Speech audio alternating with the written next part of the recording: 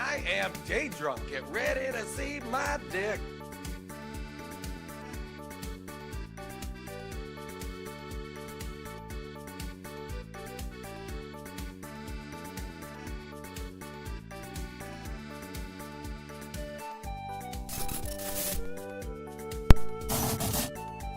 Hey everybody, welcome back to the Nerdcast. It is Devin, broadcasting as always. Well, not quite as always, not so much lately, but broadcasting as usual from an undisclosed location in the center of Texas on a pretty chill Thursday evening. How's everybody doing out there? What's going on, Vince? How are you doing? Welcome back to the stream. Oh man, it's been a while. I've been busting my ass working, picking up some under-the-table shifts at a friend of mine's club for South by Southwest, which has been fun to a degree. It's been annoying too. It's been pretty annoying, but it's been pretty fun, and it was definitely necessary. So I'm thankful for that, and I still do that every now and then. It looks like going forward, I'm going to be doing 1 day a week there. This week it was Tuesday. Next week it's Thursday.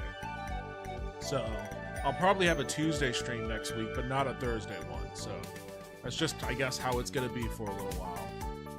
But I hope everybody else out there is doing okay. I hope you've all been doing pretty well, all things considered.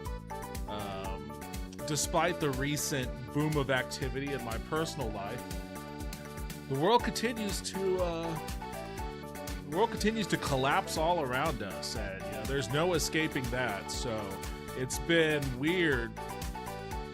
Like, South by Southwest was weird this year because it's been kind of on the decline these past couple of South bys, but it was notably smaller this year, like shockingly small.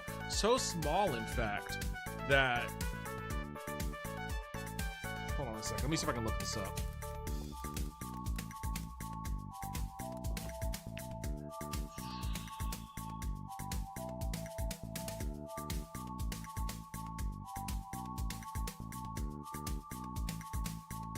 I want to see if I can look this up. I know there's a local radio guy that wrote this giant diatribe about changes that are being made to South by Southwest next year, but I don't know if I'll be able to actually look that up.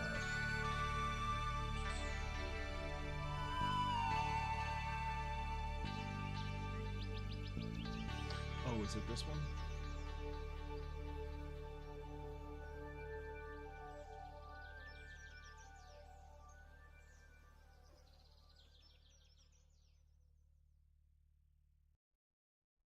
What's up, jerks? Yo, what's up, Taco? Welcome back to the stream. How are you doing? On Facebook, I told Mizzou fans not to trash talk Drake, the school, and guess what? Drake beat Mizzou 67-67 in the first round. 67-57 in the first round. What is Drake? I never heard of that as a school. Let me see. I'm gonna look this up. Did March Madness? I guess it is almost the end of March, huh? I guess those basketball games have started up.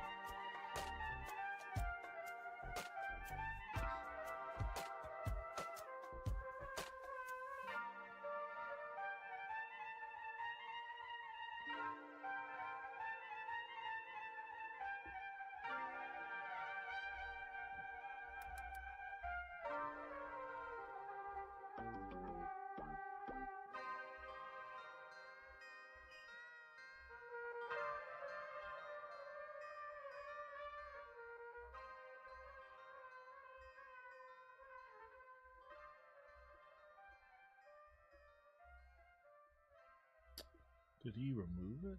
Maybe.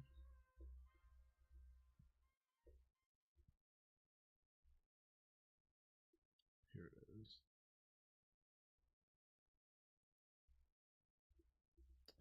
What? Wait a second. How come I can't?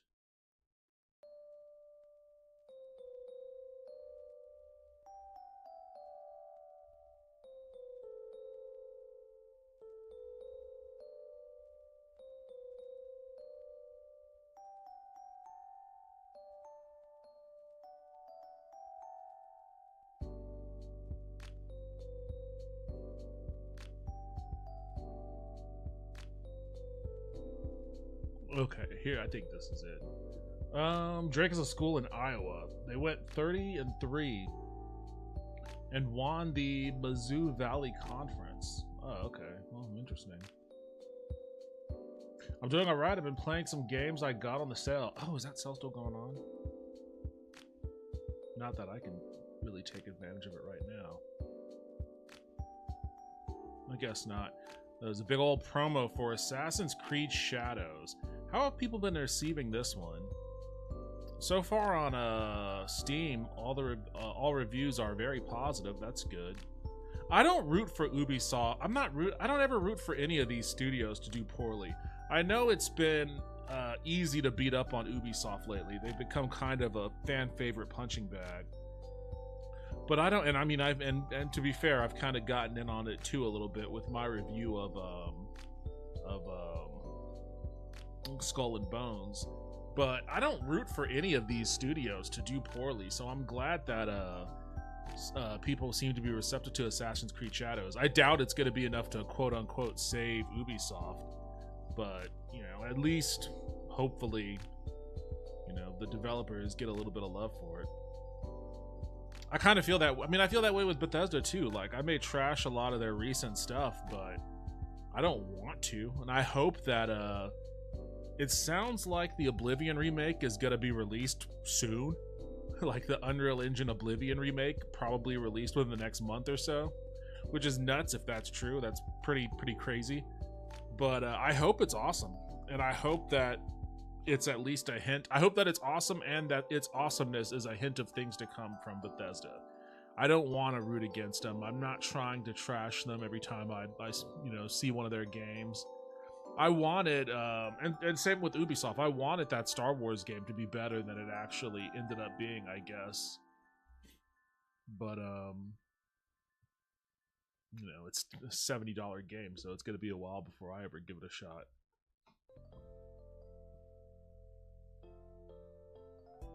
And McNeese beat Clemson. Those were the big upsets so far. A little bright.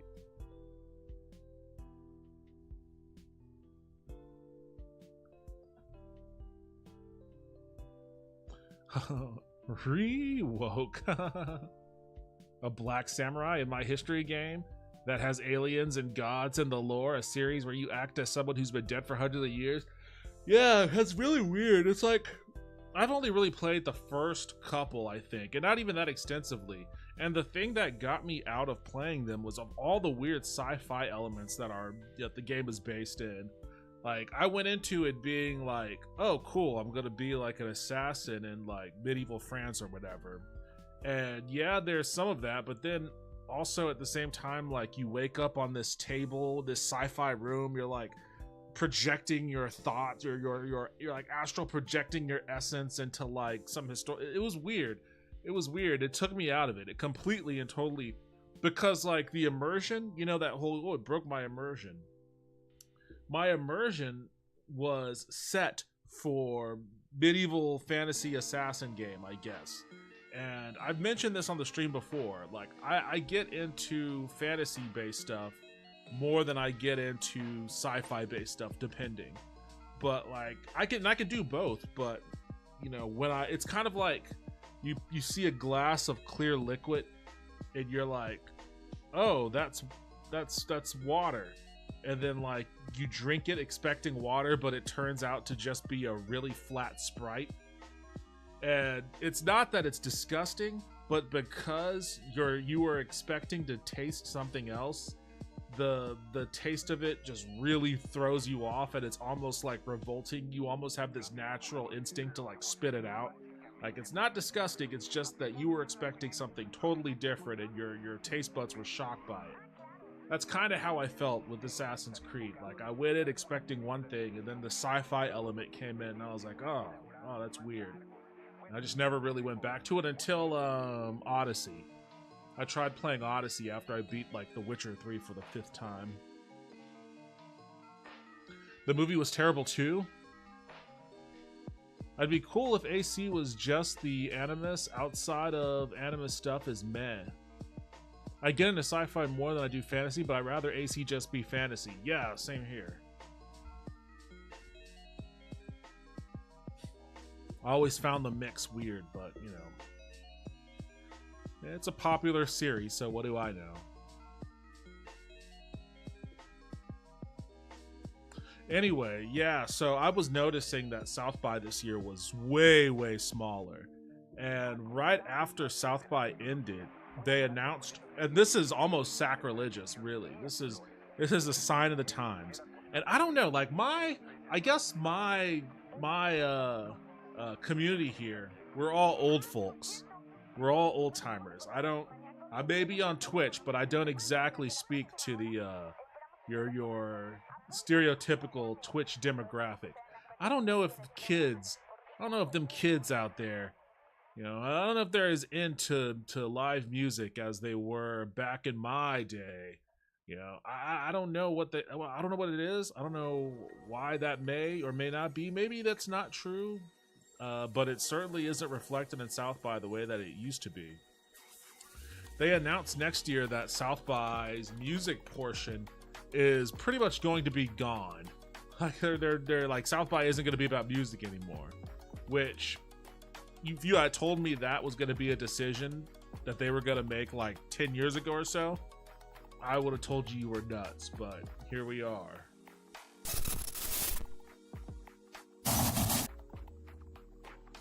Hell, I thought South by was a movie thing. It has been too. Like, it's been film, television, interactive, which means like tech, digital tech, that kind of stuff, and also music and comedy. For a little while they were doing comedy, but those other portions of it have steadily increased in popularity as the live music portion has decreased. And Andy Langer, this dude who wrote this article, I hadn't thought about this guy in years. Like, he's a radio personality who... Oh, let me fix my thing. He's a radio personality who, way back in the day, when I was doing retail jobs before I got into the game industry, you know, I'd be driving to work listening to 101X on the radio. Back when I listened to the radio, you know... when I didn't feel like fumbling around with burned CDs and shit. And every Sunday, Andy Langer had a I think it was like a 2-hour radio show called Next Best Thing, where he would just play all of these up-and-coming indie bands before they blew up. I mean, I that's where I first heard a number of different bands before they became more mainstream. And it was a cool show. I liked listening to his takes on things and whatnot. But, you know, it was just one of those things where it's like, all right, I'm driving to work on a Sunday. Oh, Next Best Thing is on. I listen to that until I get to work. And, you know, he's been kind of like a music staple to that degree for a while. However long, you know, however much clout that's given him in our current music environment. It was a big deal, I guess, 10, 15, 20 years ago, when Austin really was, quote unquote, the live music capital of the world. That's what they used to call Austin. It was a part of its marketing. It was part of its appeal. Because we had music venues splattered all across the city, and we had a ton of people, kids and younger adults and whatnot, who would literally move to Austin so that they could join a band or form a band and hopefully play South by or something adjacent to ACL and be discovered. Like, that was the whole thing, is you got to get discovered. You got to go to South by, get discovered, or just live in Austin and be discovered. So there were always bands and stuff playing, but as the tech bros moved into the city, and the city became more and more accommodating both to them and to the real estate industry, prices for rent homes just skyrocketed out of control, and artists just couldn't afford to live here anymore. And there's been a pretty steady stream of musicians and whatnot moving away from Austin prior to COVID, but when COVID hit, like, that was pretty much the dam breaking, and you know, most of them that I knew, at least, just left the city. And the city was never really accommodating towards bringing them back. So it's nowhere near the live music capital of the world that it used to be. And this past South by really showed. It was kind of depressing for me to see. I'm trying not to be like an old man about it. I'm sure there were plenty of people who were my age back, you know, when I was 20 years younger, who thought the same thing about South by when they saw it. But I think we would both be in agreement that South by eliminating its music week is pretty crazy. South by Southwest is finally changing. Is it too little to the last gasp? Is the music portion of Austin's South by Southwest Festival at its death throes? Last week it certainly felt that way. This was a snack-sized South by Southwest. Before COVID-19 pandemic, South by Southwest routinely hosted nearly 2,000 bands on nearly 100 stages. This year's those numbers bottomed out to 1,012 and 46. Crowds were sparse. Well, I will say one thing. There are a lot of different theories as to why that is, and I think they're all valid. One thing is, you know, the place that I was working at, you know, they usually host a thing, and those people pulled out in protest of the Trump administration and those tariffs and the trade wars. And I know that that's applicable for that particular one, that particular venue. I'm kind of curious how applicable that is across the entirety of South by Southwest. There were still a lot of foreign acts that showed up, though. I mean, there was still a lot of, you know, Japan Night was still there. There was a new Far East night that was also being hosted. There were a number of Canadian bands too, but there was at least one South by Southwest regular that expressed that protest. So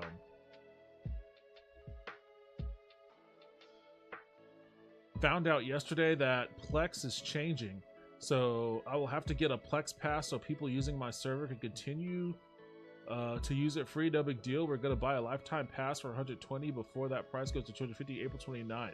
Otherwise, if a server doesn't have a pass, people remote connecting have to pay $2 a month or $20 a year, apparently. What the fuck? That's shitty.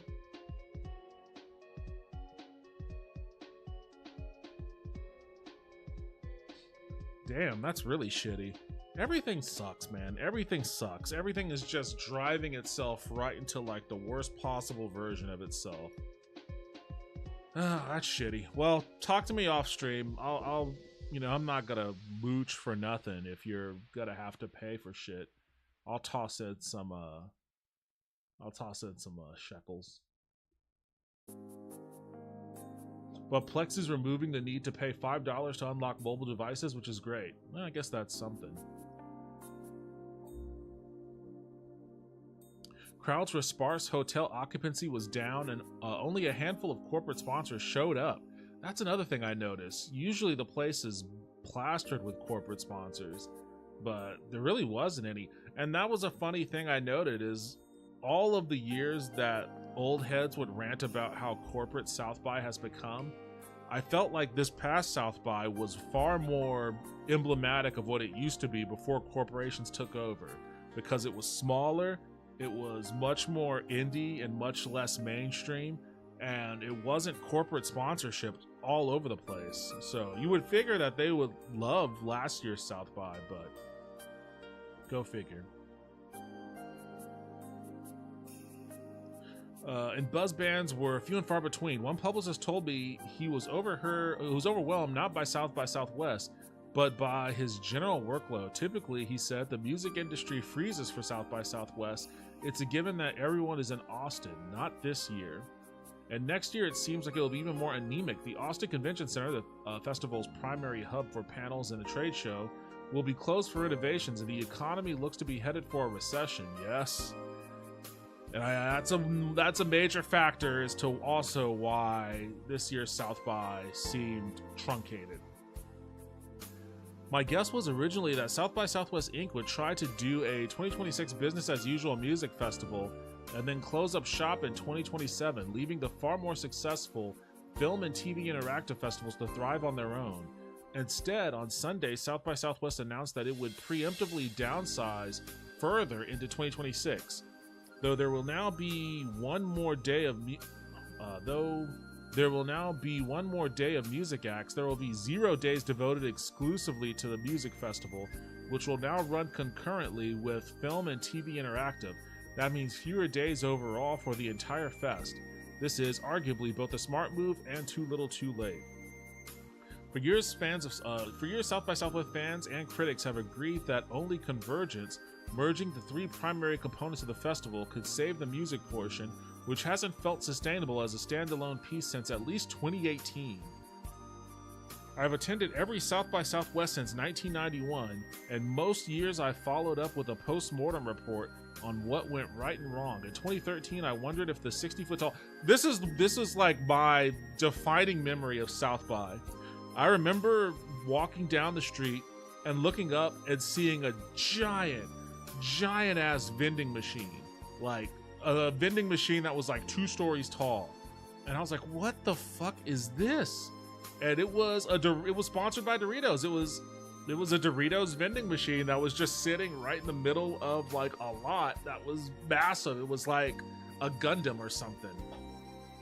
And granted, that's kind of cool, but at the time it was like dystopian. It had kind of like this dystopian vibe. Like I was in the shadow.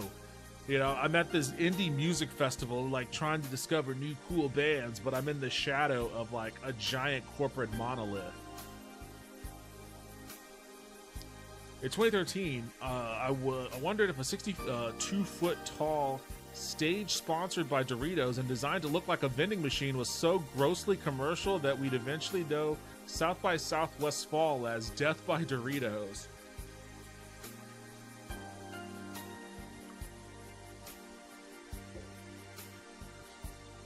The next year, oh yeah, this happened right by another club I usually go to. Next year, a drunk driver killed 4 people and injured dozens more when he plowed his car to a crowd outside a venue. In 2023, a petition signed by more than 400 acts urged the festival to increase compensation for bands. Well, there you go. If ever you were going to look for a reason why they would outright kill the music portion, this probably speaks to it pretty significantly. Not exclusively, but probably significantly. And just last year, more than 80 acts bowed out in protest of the festival's Army sponsorship and hosting of defense contractors. But somehow this is the first year my postmortem actually feels like a South by Southwest music obituary. Big name bands dropped out, small time bands wised up. Post-pandemic, with fewer big sponsors and fewer high-profile acts, some festival goers were delighted by what felt like a renewed emphasis on bands, not brands. In the early years, South by Southwest was a playground where young and independent artists could network, grow their fan base, earn press, and maybe, just maybe, land a record deal. For fans, it was a great way to find your new favorite band. A return to that dynamic seemed like a good idea, but turning back the clock didn't work out that well. When top-tier acts don't come, neither do managers, booking agents, labels, label teams, and publicists. Exactly the people young acts traveling great distances at great expenses are hoping to connect with. In any way, bands are more likely to get discovered on TikTok these days than at an event like South by Southwest. That's also a big factor into that. Like, we are way past the days of like, oh, my band was playing at a venue and then a agent for a label approached us and was like, you guys are great, you got a good sound, we want to sign you. Like, that doesn't happen anymore. Like, you got to go viral on TikTok if you want any kind of hope of getting some kind of a deal. Fewer corporate sponsored day parties also meant fewer showcases for those same bands. Curse the corporate sponsors and the big name acts all you want, but they were also a boon for the venue owners for certain service industry workers, caterers, and event planners who have been hit hard in recent years as Austin's year-round music scene has struggled in the face of rising costs. Yes, that's also very, very true. Like, the place that I was working at, it's a popular dance club in and of itself, so even without hosting specific South by events, we still had a packed place every night. if anything, that probably speaks to the demise of South by, because usually if a venue during South by wasn't hosting a band or something from a corporation or some label or whatever, if they were just doing their normal everyday thing, they would be the empty venue. All the other South by venues would be packed. Their venue would be the one that had nothing going on in it. And that wasn't the case this year probably speaks a little bit to the change in attitude around live music. Even Afro Man got discovered off Napster. I forgot all about Afro Man. Sometimes too much is too much. Though there were fewer acts and fewer stages this year, there were still far too many for much of anything to be reliably packed, given how much lower attendance was. This year's slightly more than 1,000 acts was a better fit for today's South by Southwest than 2,000 of yore, but 400 well-curated acts would be better still. I mean, now he's talking about turning South by Southwest less from a week-long festival and more into like an ACL kind of thing. Like, we've only got 100 bands or so that'll be playing over the course of like a weekend. But hey, ACL is still very popular. The bands that showed up would have more confidence that people would come to their shows, and maybe more tightly scheduled festival would be less likely to, say, relegate a band that flew in from Denmark to a non-music venue with poor sound, a stage that might cave in at any moment, and non-existent sightlines. I like this piece of music. This is from Shinmu. This is a Shinmu remix. We don't eat your stinking badges. That's another thing. Those badges are very expensive to get into like South by Southwest showcases. For years, South by Southwest played hardball, cracking down mercilessly on non-festival shows and parties that it saw as not only competition, but competition that had a parasitic relationship with the festival itself. Festival goers, townies, and bands saw the non-festival events as part of a healthy ecosystem that made South by Southwest vital and exciting for everyone. And many bands wouldn't have come if they weren't able to play more than their single official showcase. That was a big thing. Secret shows were a huge thing. You would have a band that would be a part of an official South by Southwest showcase, but they don't want to come to Austin just to play one night, you know, and then miss out on all of the other potential promotional opportunities that a week-long music festival can grant. So they would play their showcase, but then you would also have to find out where all the secret shows were. And it was like, I've seen a lot of bands from secret shows, because, you know, if you wanted to see them during an official venue at a sponsored venue, you'd be paying like over $1,000 for a wristband or something, and I wasn't gonna do that. So I think Mineral was a band I saw in a secret show. Oh man, I forget. It's been so long.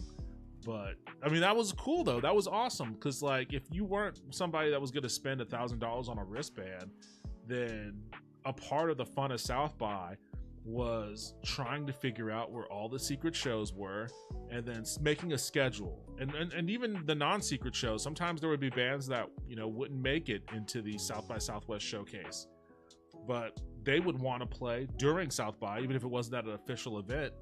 And it was cool to go to those places too, because the energy was the same. So figuring out all those shows, where to go and whatnot, that was a part of the fun. That was a part of the appeal. And it was great for those bands too. But if all of that was arguably true when South by Southwest music was a hot ticket, it feels less true in its waning days. Local music fans who are on the fence about paying top dollar for a badge to see fewer bands than they could have in the past might look at the impressive array of unofficial events, the Luck Reunion, South by San Jose, the Seaboys based SoCo Stomp, and self-curate their own unofficial festivals, which pretty soon might be all we have left. The personal, it turns out, remains political. Plenty of bands and fans don't want to feed Texas's economy because of our state government's stance on reproductive rights and immigration. Plenty were ticked off last year that South by Southwest accepted sponsor money from the military and hosted military contractors. And this year, the Canadian Independence Music Association canceled its long-running music showcase, citing the rising political and economic tensions between Canada and the United States. There is no reason to think any of this will get better anytime soon. That's what was hosted. The bar that I work at hosts Canada House for the past few South Bys. And this year they pulled out, because of this. And again, from what it sounds like, the bar did lose out on revenue from Canada House not being there. But it was still pretty busy. It was still decent. But the venue lost money, and the bartenders and all the staff lost money. They lost revenue for sure because of this protest. And I don't know how many other venues were affected by this, though. Being nice on the way up might have made things easier on the way down. Thanks to the aforementioned hardball, South by Southwest Inc. hasn't made many local friends or within the hasn't made many friends locally or within the wider music industry. The festival loads up contracts with fine print that makes it difficult for bands to play outside the fest, though many simply ignore those clauses, and hasn't been shy about, say, sicking the fire marshal's office on unsanctioned parties. They did that with us, for sure.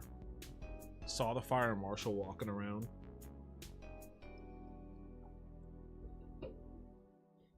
And now that South by Southwest is shrinking, you could sure use some friends.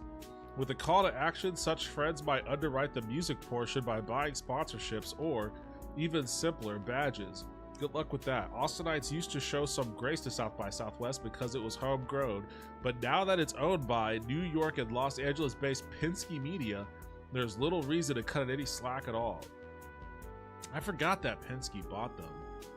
They used to be owned by, South by used to be owned by just a couple of local Austin people, but I guess when Penske bought them, it all went to shit. So where does that leave us? I still believe that some version of South by Southwest music is good for the Austin music scene, good for our national reputation as a vital cultural site, and good for the local economy, though the new slimmed down South by Southwest will bring in fewer hotel occupancy tax receipts, meaning less money for the city's live music fund. But that some version is key. It's almost impossible to imagine a South by Southwest Music 2026 that looks like South by Southwest Music of, say, 96 or 2006 or 2016. Those days are gone, presumably forever. The best case scenario is some sort of middle ground between that heyday and the festival's scrappy earlier years. But even that modest scenario is going to take a strong economy, a united front from Austin's music scene, a lot of luck, and most importantly, some savvy on the part of South by Southwest Inc. Sunday's announcement suggests that the festival's organizers are belatedly catching on to the fact that something's got to change. Is that enough to stave off an obit? We'll see. This is the part that's gonna kill it. I mean, Lynn Ratman materializes into existence. Yo, what's up, Lynn? Welcome back to the stream. How you doing? I don't have Caster Labs isn't launching. I keep trying to launch it and it acts like it wants to run. And then it's like, no.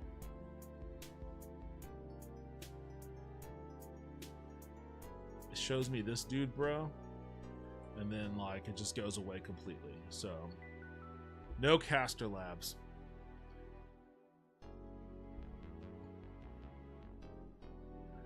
Yeah, so that's what I've been up to this past couple weeks, I suppose. Oh man, it was a little bit of a bummer too. Oh, the other thing is, you want to talk about Night City, Taco? Like, it felt dystopian down there. There were police drones everywhere. I would just be doing security at the back gate, and I would look up, because it's outside. Our back patio's outside. I would look up, and there would just be like 3 drones way overhead, but you could see them. You could see their lights, and they would just be sitting there staring down. And then about every 15, 20 minutes or so, they would just move to different locations and then just kind of sit there. And they were all over the place, man. The sky was just littered with police drones. It was an interesting experience. It was an interesting, knowing the state of our society and how everything seems to be crumbling into destitution. Looking up in the sky and seeing a bevy of police drones staring back down at you kind of makes you feel like something's up.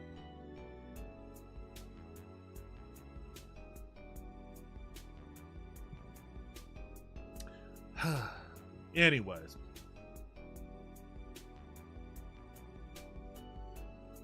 yeah, so that's what I was up to. Oh man, I had a couple of interviews.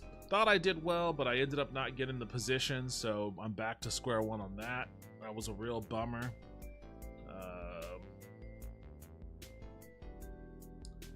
Did you beat up the SpaceX Tesla man? No, I don't know where that dude. I don't know if he was even around for South by this year. I don't know what that. I mean, he's not a fan favorite in this city anymore, so I don't know. I know that he was annoying the shit out of people at South by last year, so I don't know if he was around doing the same this year. I was telling a friend of mine, like, you know, if the venue isn't gonna host Canada next year, we should try to get BYD. We should get BYD to sponsor an event. You know, they could bring in a couple of their electric cars and park them right out front, right in front of the entry. Like, it would. I mean, considering that the HQ of Tesla is, or at least the HQ of Tesla manufacturing is in Austin, you know, I figure that would be a pretty savvy finger poke. But also, it's just because I want to actually see a BYD up close. I want to see what all the hubbub is about. It's all good. I'm here working on a polymer sculptor of a clone commando for someone. Oh, that's rad. N64 homebrewing? I don't know what this is. I clicked on it because it was the N64, and I was like, oh, that's interesting. I haven't thought about the N64 in a while. So I don't really know what this is about. It's 2025 and there's a fight over the future of the Nintendo 64 brewing. We're in the midst of a retro console revolution, we are. Between emulation handhelds pouring out of China, that's true, and more affordable FPGA consoles popping up all the time. What's an FPGA console? Taki Udon's FGPA PS1 is called Superstation 1. Pre-order start at $149 this week. What the fuck is this thing?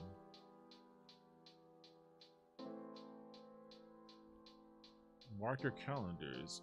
It would be uncharacteristic of me to not have this in transparent blue. What is an FPGA?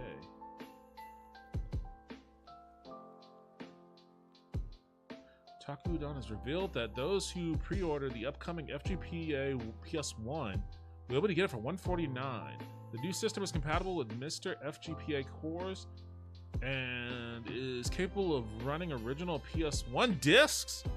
Oh, you could actually use the discs via an optional add-on, which is connected via the expansion port. Okay, interesting.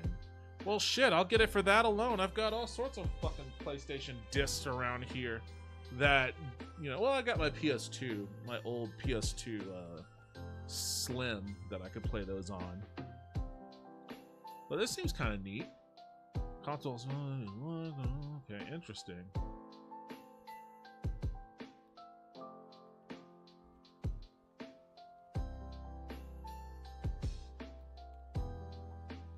Sony recently caused a stir by announcing a range of PS1 style designs for its console range to celebrate the 30th anniversary of the PlayStation brand. The series also includes PS5, PS Portal, PS what?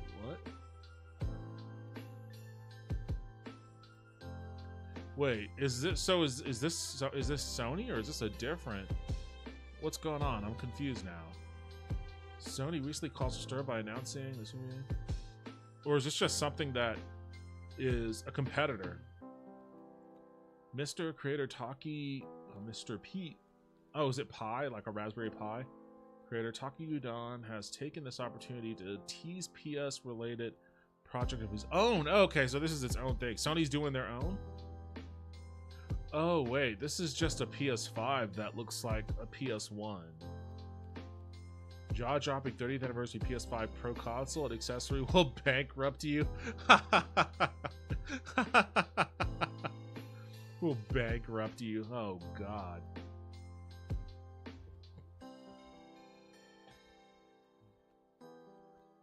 There's a picture of him with Todd Howard and some other devs. They all look so dead. Oh, yeah, he had... Oh, wait, this year? This year or last year?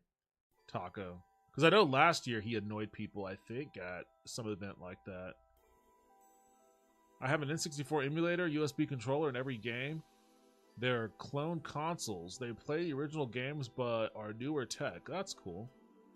Forget all of that. The Soulja Boy console is going to conquer the market. Soulja Boy console? Soulja Boy console was just some cheap Chinese shit. Wait, there was a Soulja Boy console? Miu Mini Plus is currently my favorite to play PS1 games on. It's not Sony. The Mister is an open source project that emulates consoles. You got all wrong, man. Soulja Boy will consume. You can probably buy the picture pretty quickly. I'm kind of afraid to do that.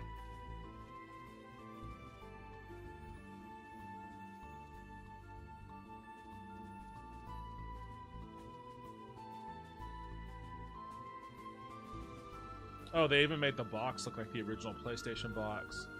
That's kind of neat. How much is it, though?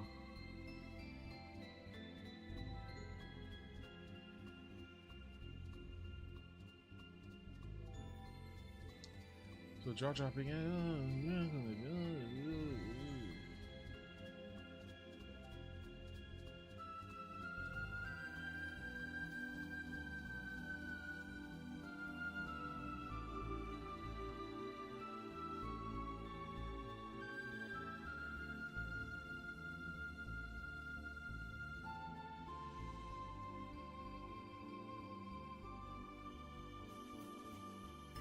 I'm not seeing a price point in here.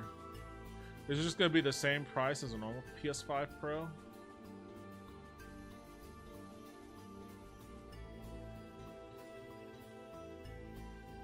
This seems cool though. I kind of like that.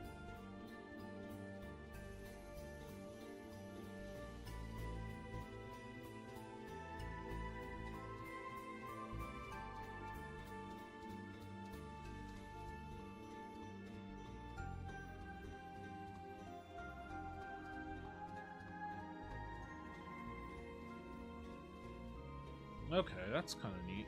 So what, is there like an N64 version of this? There have never been more options to choose from playing classic games from the 80s, 90s, 2000s. Nintendo 64's is one of the platforms getting modern tributes, and the competition is heating up. Boutique hardware maker Analog announced its Analog 3D back in 2023. Using FPGA technology, which replicates original hardware instead of emulating it, the company promised the ultimate solution to play N64 today in total fucking glory. Oh boy, calm down, guys. The N64 wasn't that great. For just 250 bucks. Okay, so this is just the N64 version of that.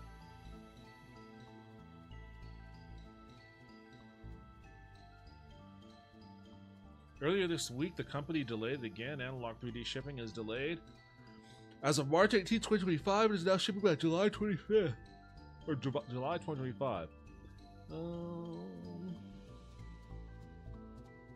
The announcement occurred just a day after Oculus co-founder Palmer Luckey teased his own upcoming N64 console called M64. His retro side project, Mod Retro, released the $200 chromatic Game Boy last year to rave reviews. An arms dealer's Game Boy is among the best we ever made, wrote The Verge. And indeed, Luckey's current company, Anduril, is a defense contractor experimenting to it. Oh my god. What the fuck? Hold on, wait, what? Palmer Luckey?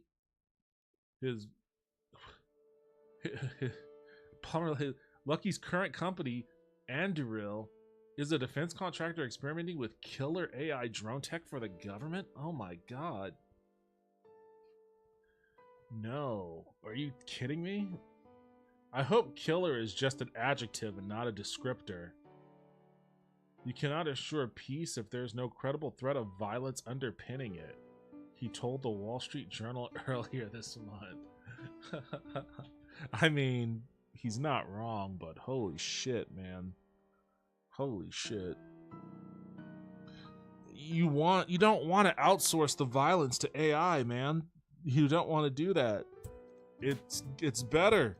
It's better for the whole of humanity that violence is maintained in human hands and not outsourced to fucking drones. Oh my god. This is some shit that should be illegal immediately, by the way. This is some shit that should be illegal immediately. Oh my god. And he's making a fucking retro N64 thing?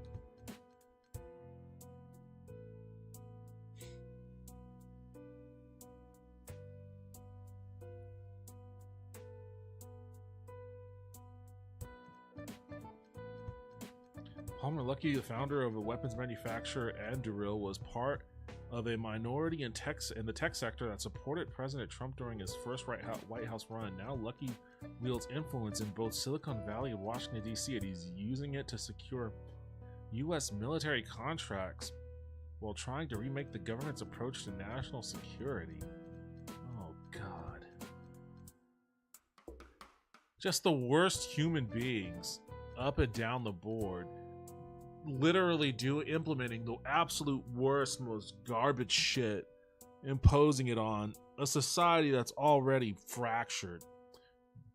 Back has been broken by just a complete and total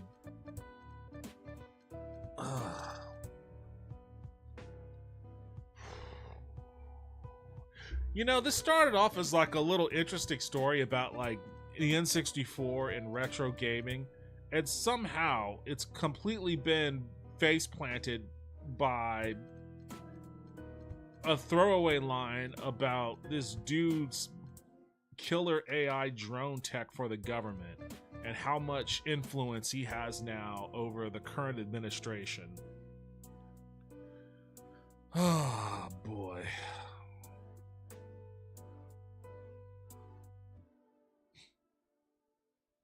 I posted a link in the video games channel on Discord. Okay, I'll check that out in a second. Thank you. You can also just post the link in the Twitch chat too. Man, I could already see the scalpers buying all those up. 12-year-old me would fight you over saying that about the N64.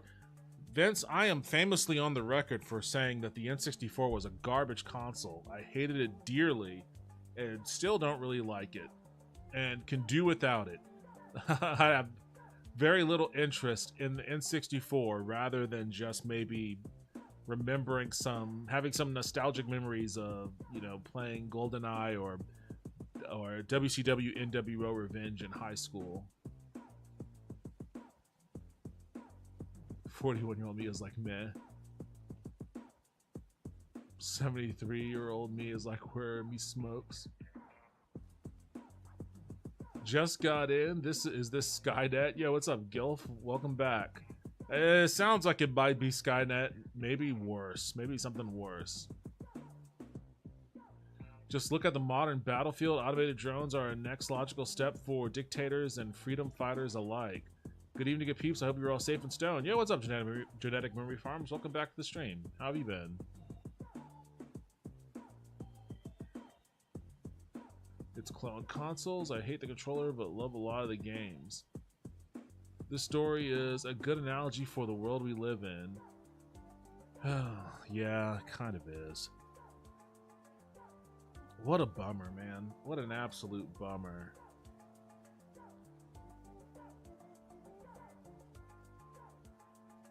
Yeah, that killed. I have no interest in reading any more of this. That bummed me out.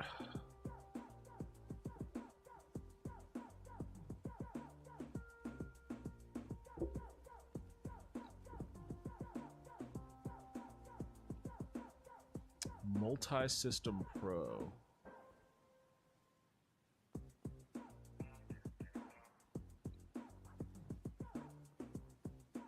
Well, they didn't design it to look pretty, I'll tell you that much.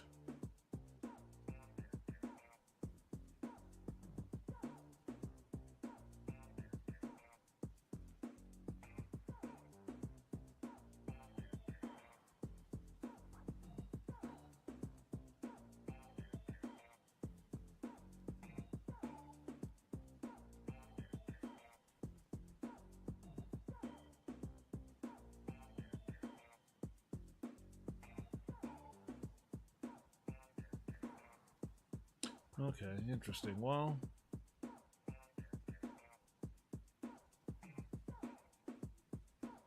so apparently there are a bunch of add-ons for the Mr. FPGA. These prices are why I stick to emulators. I was gonna say, this is pretty fucking expensive. This is pretty expensive. But I get the appeal. For whatever reason, I've never really been big on emulators. I don't know why. I've just never really been big on that.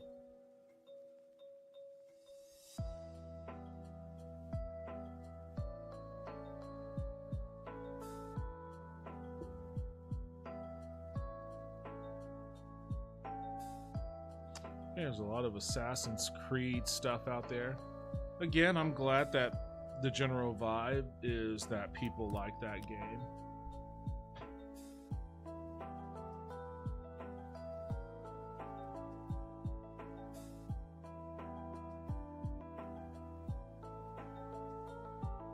Wait, what?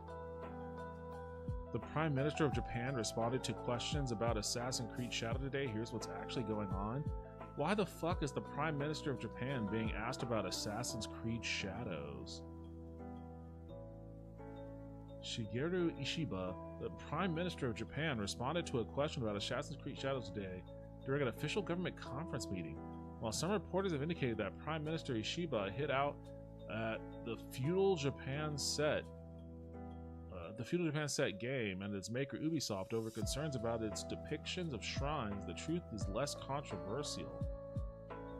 IGN ran the question and answer via our colleagues at IGN Japan to get not only an accurate translation, but some context that helps us understand what is actually happening here. IGN also asked Ubisoft for a comment. For background, Ubisoft has apologized a number of times in the run-up to Shadow's much-delayed launch over aspects of the game and its marketing that upset some within Japan. What? Some expressed frustration with inaccuracy in the game's depiction of feudal Japan, leading the development team to issue an apology and say the game is not intended to be factual representation of history, but instead a compelling historical fiction. It's fucking Assassin's Creed, man. What the fuck? Ubisoft also emphasized. Wait, what? They issued an apology? Are people in Japan really? Is it really people in Japan, or is it fucking dorks on Twitter pretending to be people in Japan?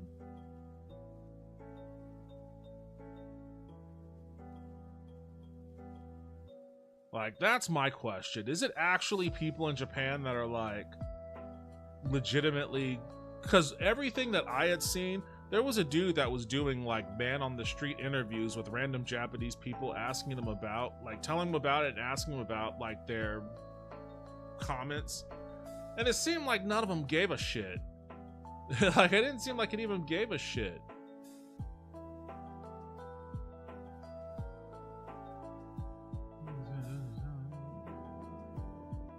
Ubisoft emphasizes that Shadows is made in collaboration with external consultants and historians. It recognizes that it made a mistake. Despite these sustained efforts, we acknowledge that some elements in our promotional materials have caused concern within Japanese community. For this, we sincerely apologize. While the post offer very limited details about what Ubisoft is apologizing for, it's likely that the promotional materials in question is a piece of concept art that features the flag of a Japanese historical reenactment group. The flag, which is a modern-day creation and not historical, was used without permission from the Sekigahara Teppo Tai group. What, so someone just Googled did someone just Google Japanese flag? And then they used whatever they found in their Google search or this Google search results. Is that what that is?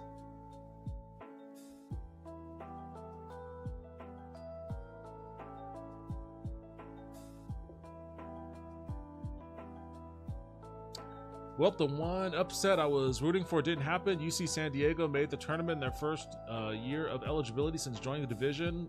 Joining Division 1, lost to Michigan 68-65. Not to be confused with University of San Diego or San Diego State.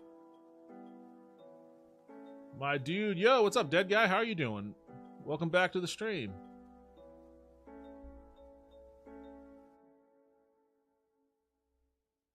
I mean, I'm not sure games are even popular in Japan, are they? Or these games are even popular in Japan. I don't know, actually. I really don't know. It's a copyright thing in all realities. It might be a copyright thing, but it also might just be sloppiness that indicates a lack of care. Because, like, if all they did was just Google Japanese flag and grab these guys' flag without recognizing that it's contemporary and being used by a group that exists, you know, that seems like something that probably they should have looked into before making a texture asset out of it.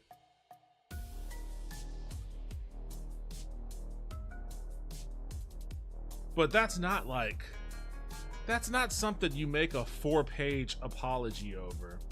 The reason why they did this, though, is because, like, there's been a lot of shitters on the internet that have been trashing Assassin's Creed Shadows specifically for the fact that there's a black samurai in it. And they're using anything and everything to basically trash the game and talk about how it's culturally insensitive and etc. etc. So Ubisoft, I think, is being ultra diligent in making sure whatever mistake they may have made is rectified and then apologized for profusely, when in reality any other game that does this, and plenty of them do, don't get any level of scrutiny like this. In addition to the apology regarding marketing materials, the message also discusses Yasuke, one of Shadow's two protagonists. While Yasuke is depicted as a samurai in Assassin's Creed Shadows, we acknowledge that this is a matter of debate and discussion. We have woven this carefully into our narrative with our other lead character, the Japanese shinobi Naoe, who is equally important to the game. Our dual protagonists provide players with different gameplay styles. While Yasuke is often presented as a samurai in popular media, both in Japan and beyond, his depiction in Shadows has given rise to debate regarding the historical truth. Due to limited historical evidence, there is no conclusive proof as to if Yasuke was a samurai or if Yasuke was a samurai, a retainer, or another role entirely. The argument has lived side by side with criticism over Ubisoft's decision to feature a black man as a lead protagonist in the Japan-set Assassin's Creed game, a backlash that Ubisoft CEO Yves Guillemot alluded to while condemning malicious and personal online attacks. The message notes that Assassin's Creed has always taken creative license and incorporated fantasy elements into its historically inspired settings. The representation of Yasuke in our game is an illustration of this. His unique and mysterious life made him an ideal candidate to tell an Assassin's Creed story with the setting of feudal Japan as a backdrop. The lesson here is never apologize. The lesson here is to tell people to go fuck themselves. That's the ultimate lesson in this.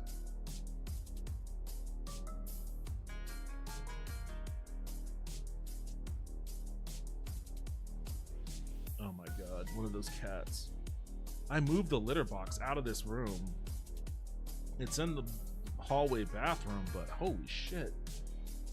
Even when they drop a bomb halfway across the house, I can smell it. Hold on, I gotta light some candles. I'll be back in a second.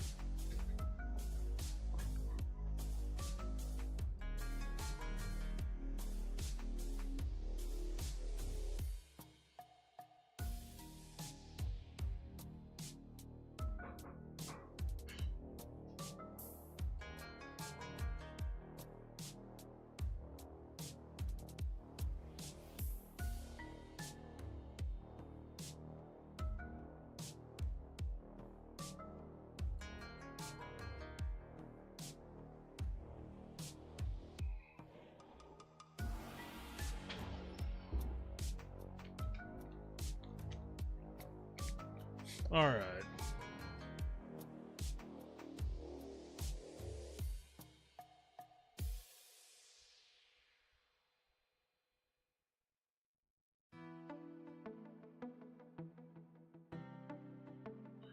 Maybe they should have been hyper vigilant in the Google search beforehand. Yeah, they should have been. they should have been. That's a legit mistake on their part.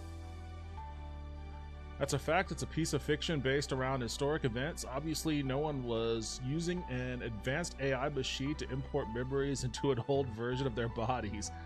This is the kind of shit that I hate, though. It's the same as like, oh, why is there a black guy in Westeros? You know, there were no black people in medieval England and shit like that. And it's like, dude, you're talking about a show with fucking dragons and ice zombies.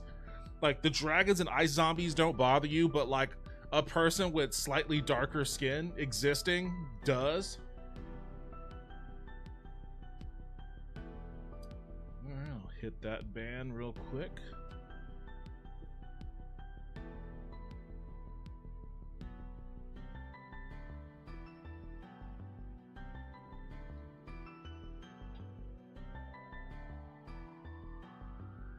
My cats drop nukes as well. Bullshit, there wasn't though. Yeah, of course there was. Of course there was. But just the notion that that's the foundation of their argument, you know, in a work of fiction, of fantasy or sci-fi, as Assassin's Creed series is still stupid. It's stupid on the face of it.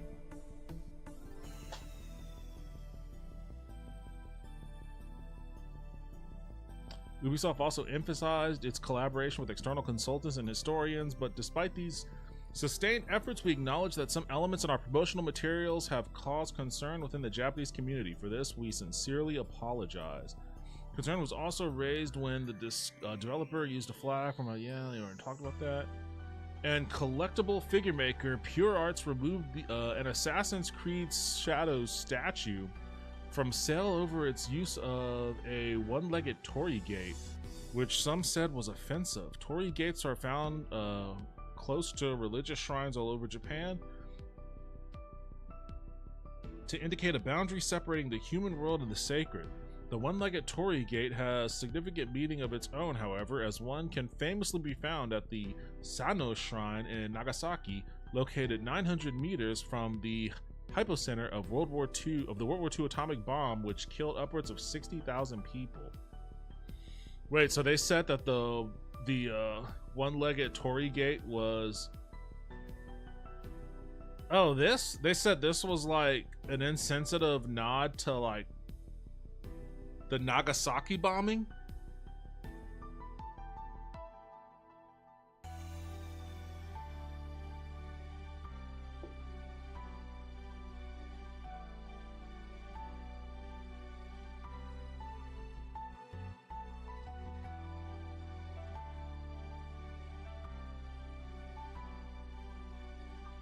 Again, I wonder how much of the backlash over this... I wonder how much of the backlash over this was legitimate, or if it was just a part of that whole campaign to like whip up animus towards this game.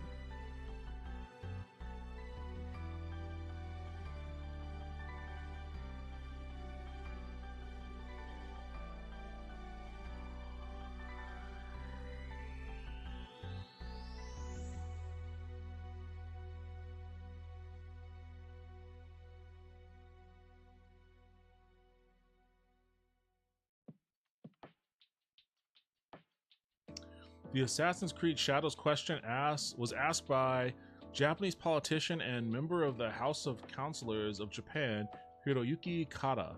Kata, who will campaign for re-election this summer, said, "I fear that allowing players to attack and destroy real-world locations in the game without permission." Wait, what? Without permission? What? Could encourage similar behaviors in real life.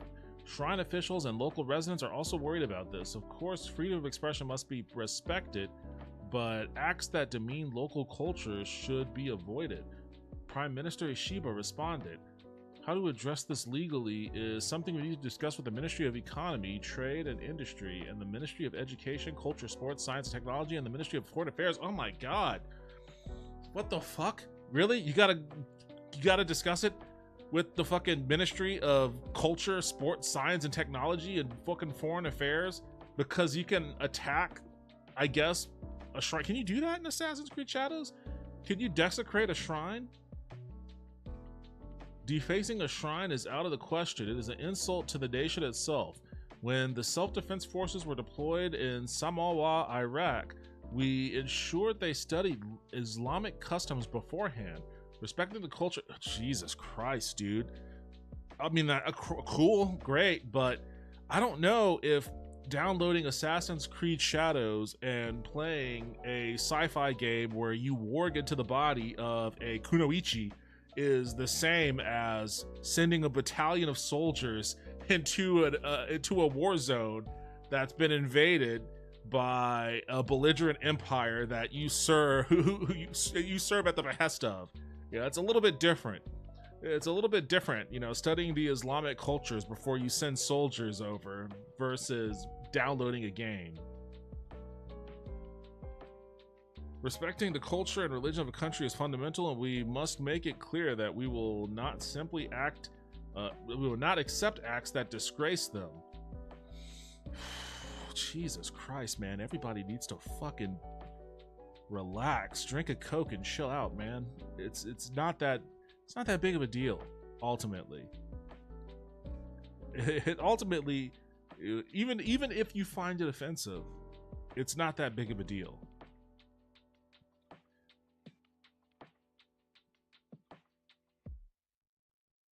Those are accurate translations of the exchange, but what's the context surrounding them? Our colleague at IGN Japan helped us understand the situation.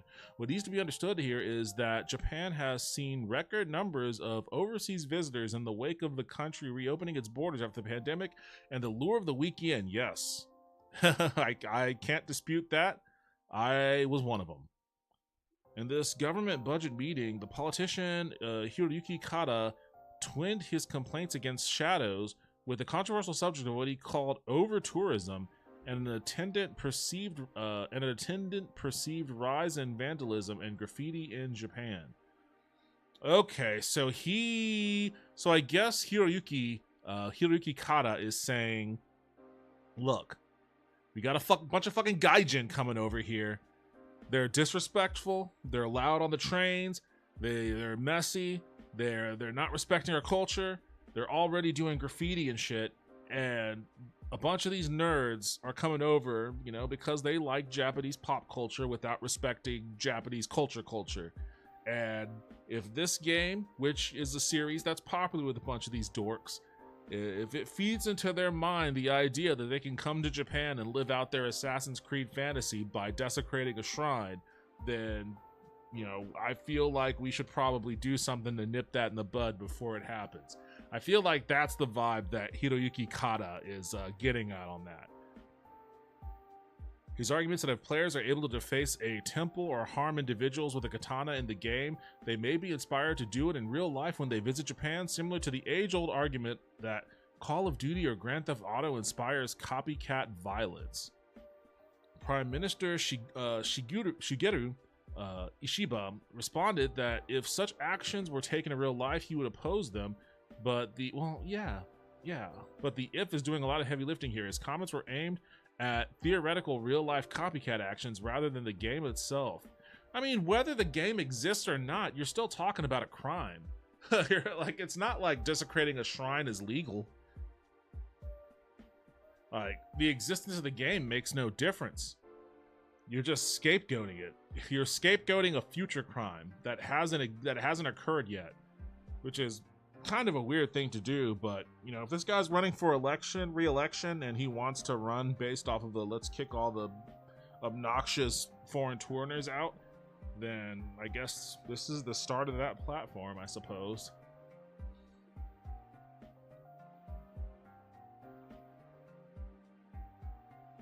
Let me catch up on my chat here. Razel Johnson, what's up? Yo, what's up? Welcome to the stream. How you doing? Think many people enjoy complaining?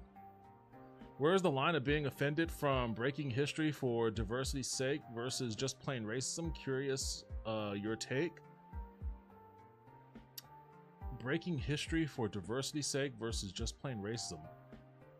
I don't know what that means. Breaking history for diversity's sake. So what, like making Alexander the Great like a Vietnamese woman in a movie or a video game? Is that what you're like referring to? Sup, dead guy? You've been grinding lately. I see you. Fighting controversy and everything. I mean, that's a pastime for a lot of people. Razel, are you a member of Dead Guys community? Welcome to my stream if this is your first time here. I watched the trailer, by the way, Dead Guy. I watched the trailer that you posted for the Black Panther versus Predator versus Black Panther. Which, you know, hearing my own voice always sounds strange to me. But it looks cool, and it sounds cool. Everything that's not my voice, at least. Why are you trying to diversify this fictional universe? Internet. Okay, you have a problem with a black guy being a stormtrooper, but fish, bear, and squid people are no problem. John Boyega. Yes, exactly. That's exactly it.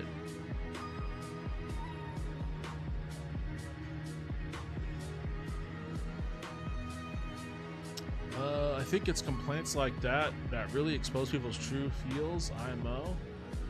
Max Devin, well, get some dabs and shut the fuck up, internet. The world stays beefing with each other. The beefs are getting more intense, though. I'm noticing that. The world stay beefing, but the beefs are getting a little bit more intense lately. Over petty BS in most cases. Japan says no weebs, lol. Let's be honest, young Americans, not always young Americans. There was that one lady that went viral, that one old woman that went viral. Well, I say older woman that went viral because she was chasing down a geisha worker in Kyoto and taking pictures. And you're not supposed to do that. You're not supposed to take pictures of them. But she was like not just taking pictures, but like running in front of her and obstructing her path. And she was trying to like get away from her. And it was awful. And that was actually when I went to Kyoto, they had banned, not that it was my intention to go to that section of the city, but they banned tourists from going to that section of the city for that reason. So, no, it's not just young, it's of all ages. The first thing that I'm doing is using a katana to maim someone whenever I go to Japan. In AC Shadows. Act like a suicidal businessman or else, lol. Or even Ghost of Tsushima. I've never played that one. I kind of want to play it.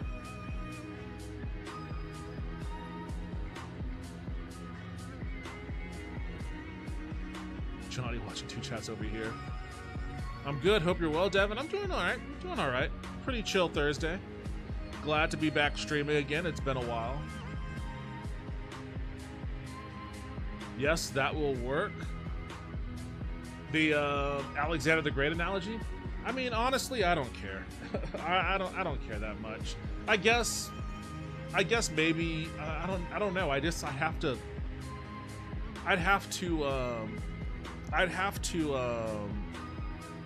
think about it with something that I care about, I guess.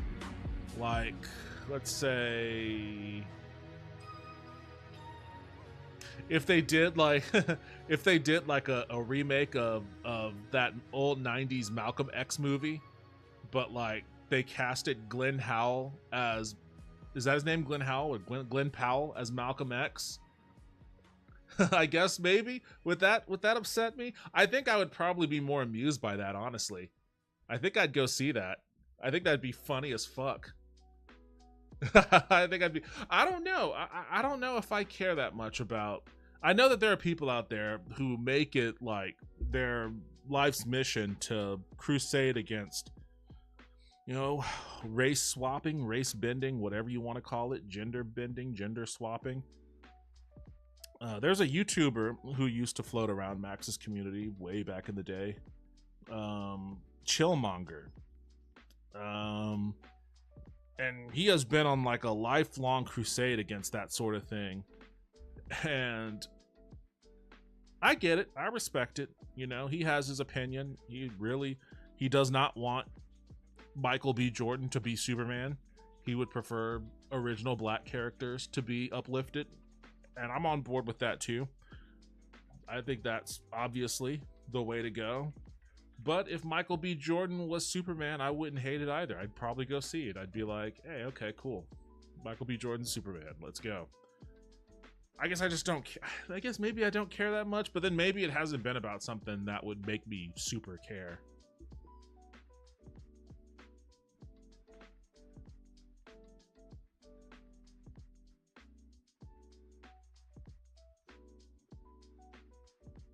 It's Catreon, but my second account. Well, oh, what's up? What's up? Okay, I didn't know. I didn't notice that. Wow, right? The Pred music really sets it off. Devin, you sound great. I'm gonna take your word for it. Thank you. I'm always gonna be hypercritical of myself, but thank you. I appreciate that. It's a cool trailer. Maybe I'll play it after this weird write-up. Powell. Okay, Glenn Powell. Example, Hawkman from Black Adam. I love that casting. You see, and for me, like, I don't give a shit about DC nearly as much as I do Marvel. So it didn't even register to me that Hawkman was, you know, a black guy when he should have been a white guy. If I think about it from the context of X-Men, like, if they made Cyclops black, or if they made, you know, Storm white, or if they made, what if they made Storm like a Norse goddess or something, a white redheaded Norse goddess. You know, I can't imagine the level of outrage and uproar that would occur then. But you have to understand that, like, the underlying philosophy behind all of this is representation. And it's about minority representation versus majority representation. And there's a whole other discussion that these sorts of things allude to. So it's not ever going to be the same for a white character to be made black as it is for a black character to be made white. And that's just the reality of it, that people, a lot of these arguments, you know, is just people that don't want to come to terms with the reality of that situation. And if you're not going to come to terms with the reality of that situation, I'm not going to get into an argument with you over it, because you're missing the point. Like, it's already going way beyond your head. There's no point in, you know, talking about it with you on that. Like, you have to have a base level understanding on why something exists before you can start arguing should it exist. I thought you were gonna say Justin Proper. Does he do that stuff too? I just know because I follow Chillmonger on Twitter, and so I see a lot of his posts about it too.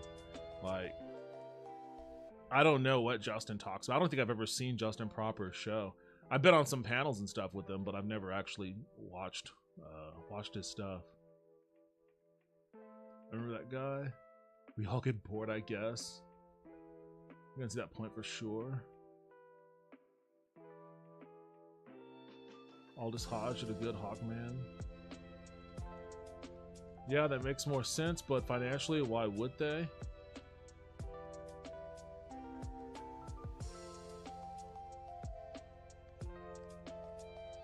Oh, they did that with the show I've been watching? Back in the old version of the show, the girl was white, but in the new one, she's black. What show is that, Taco? Oh, White Storm, the internet would implode. Yeah, it would be an outrage like you've never seen before if that happened, for sure. I can't imagine, but again, the underlying point is representation.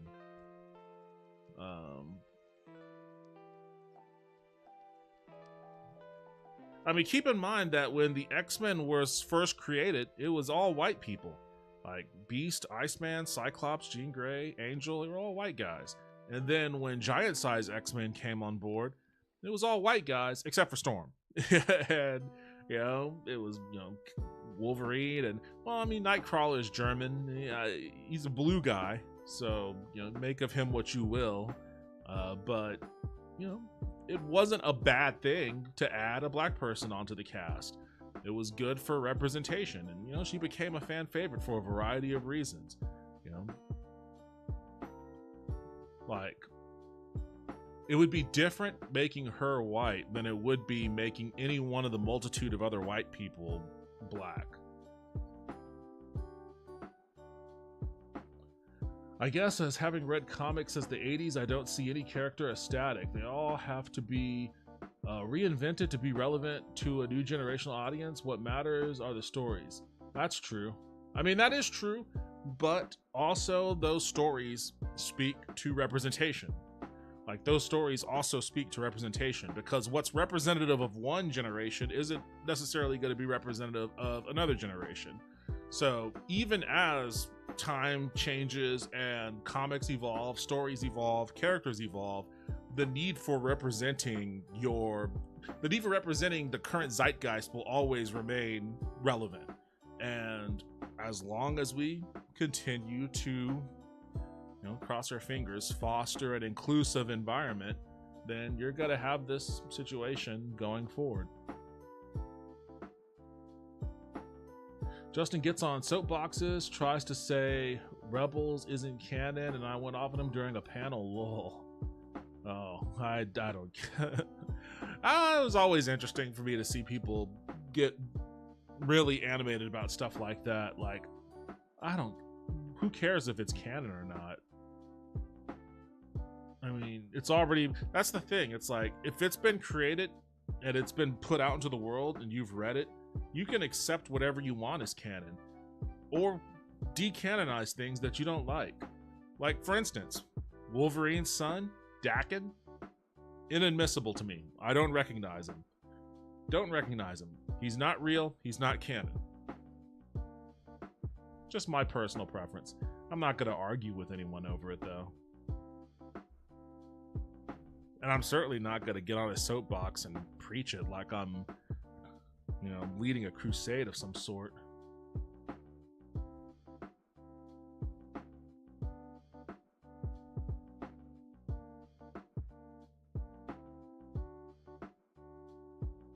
Lost in Space. It's an all-right sci-fi show. There's a new Lost in Space. I remember Lost in Space, like the show from the 60s, and I think they did like a movie in the 2000s. My blue boys getting love, lol.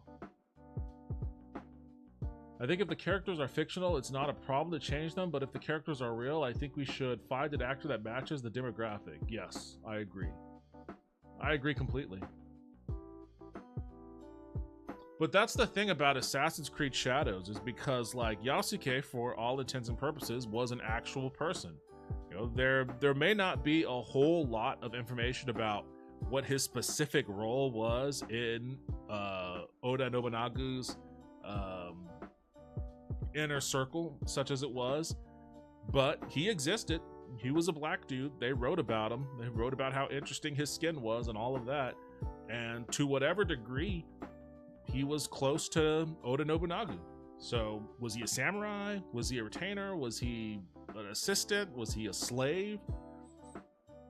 Don't know. You could, but I guess that's a part of what makes the character interesting, is that for the purposes of fiction, of fiction-based nonfiction, or non-fiction-based fiction rather, you can kind of make him whatever you want. You could make him a spy. You could say the Portuguese installed Yasuke in Nobunaga's inner circle as a spy, if you wanted to.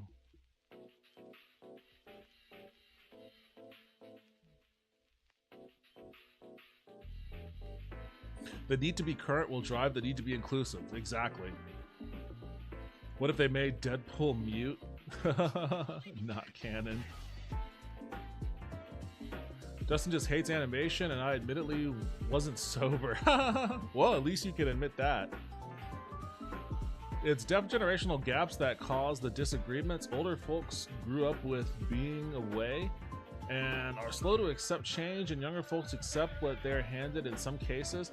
There are way too many younger people, though, nowadays that go on crusade. Like, a lot of this internet crusader shit is driven by young people. Like, I don't think it's I don't think it's as generational as people might think it is right now. I think it's driven by something else. Adam Conover had a fantastic video that kind of touched on it. Let me see if I can find it.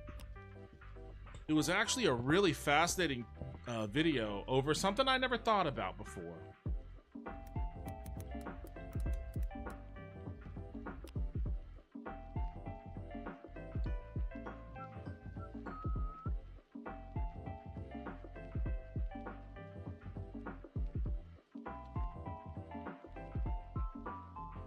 Let me see.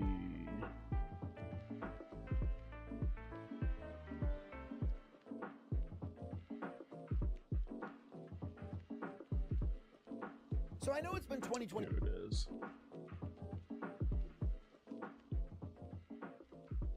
Yeah, I'm not gonna watch this whole video. I mean, I guess I could, maybe, I don't know. But you should definitely check it out because it was actually a really interesting thing to think about.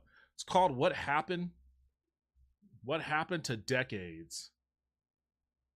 25 for a month now, but doesn't it kind of feel like we've all been trapped in the same year forever? Like time has been barely passing at all? I mean, the pandemic feels like it was yesterday, but doesn't it also feel like it was 100 years ago? And how are we already up to Sonic the Hedgehog 3? I don't even remember Sonic the Hedgehog 2. It feels like 2 weeks ago we were all making fun of this guy, and now you're telling me I already missed the debut of Tails and Knuckles, and they've already moved on to the pervert hedgehogs for the real Sonic freaks? What the hell is going on? Now look, before you say I'm just getting old, even posters on r/Gen Z think something weird is going on. Well, you're right, small boy 2004. It does feel like time is moving a lot faster. And it's not just because you're a teeny little guy. So I've put a lot of thought into this, and I have a theory. I think it's because in the last 25 years, our culture has quietly experienced a huge linguistic shift that no one is talking about, but that has literally changed how we experience and remember the passage of time, and alienated us from each other and our own culture, all because the words we use to talk about time have changed. But before I explain, let me just remind you that I'm on tour right now with a brand new hour of stand-up comedy. The Nihilism Pivot Tour continues in Omaha on February 12th, Minneapolis on the 13th, then Chicago on the 21st, Boston on the 23rd, and then after that, Vermont, London, Amsterdam, Providence, Rhode Island, Vancouver. These days, how you describe the era that we live in. You might call it the post-pandemic era, or maybe the second Trump administration. Or, as I overheard someone say in LA recently, you might say we're entering our fire era. Bleak. But, you know, we used to have a different way to talk about the passage of time that was pervasive in our society. Up until about 20 years ago, we described the passage of time purely in 10-year chunks called decades. Remember those? The roaring 20s, the swinging 60s, and the no soup for you 90s. You know, it's difficult to overstate how much we structured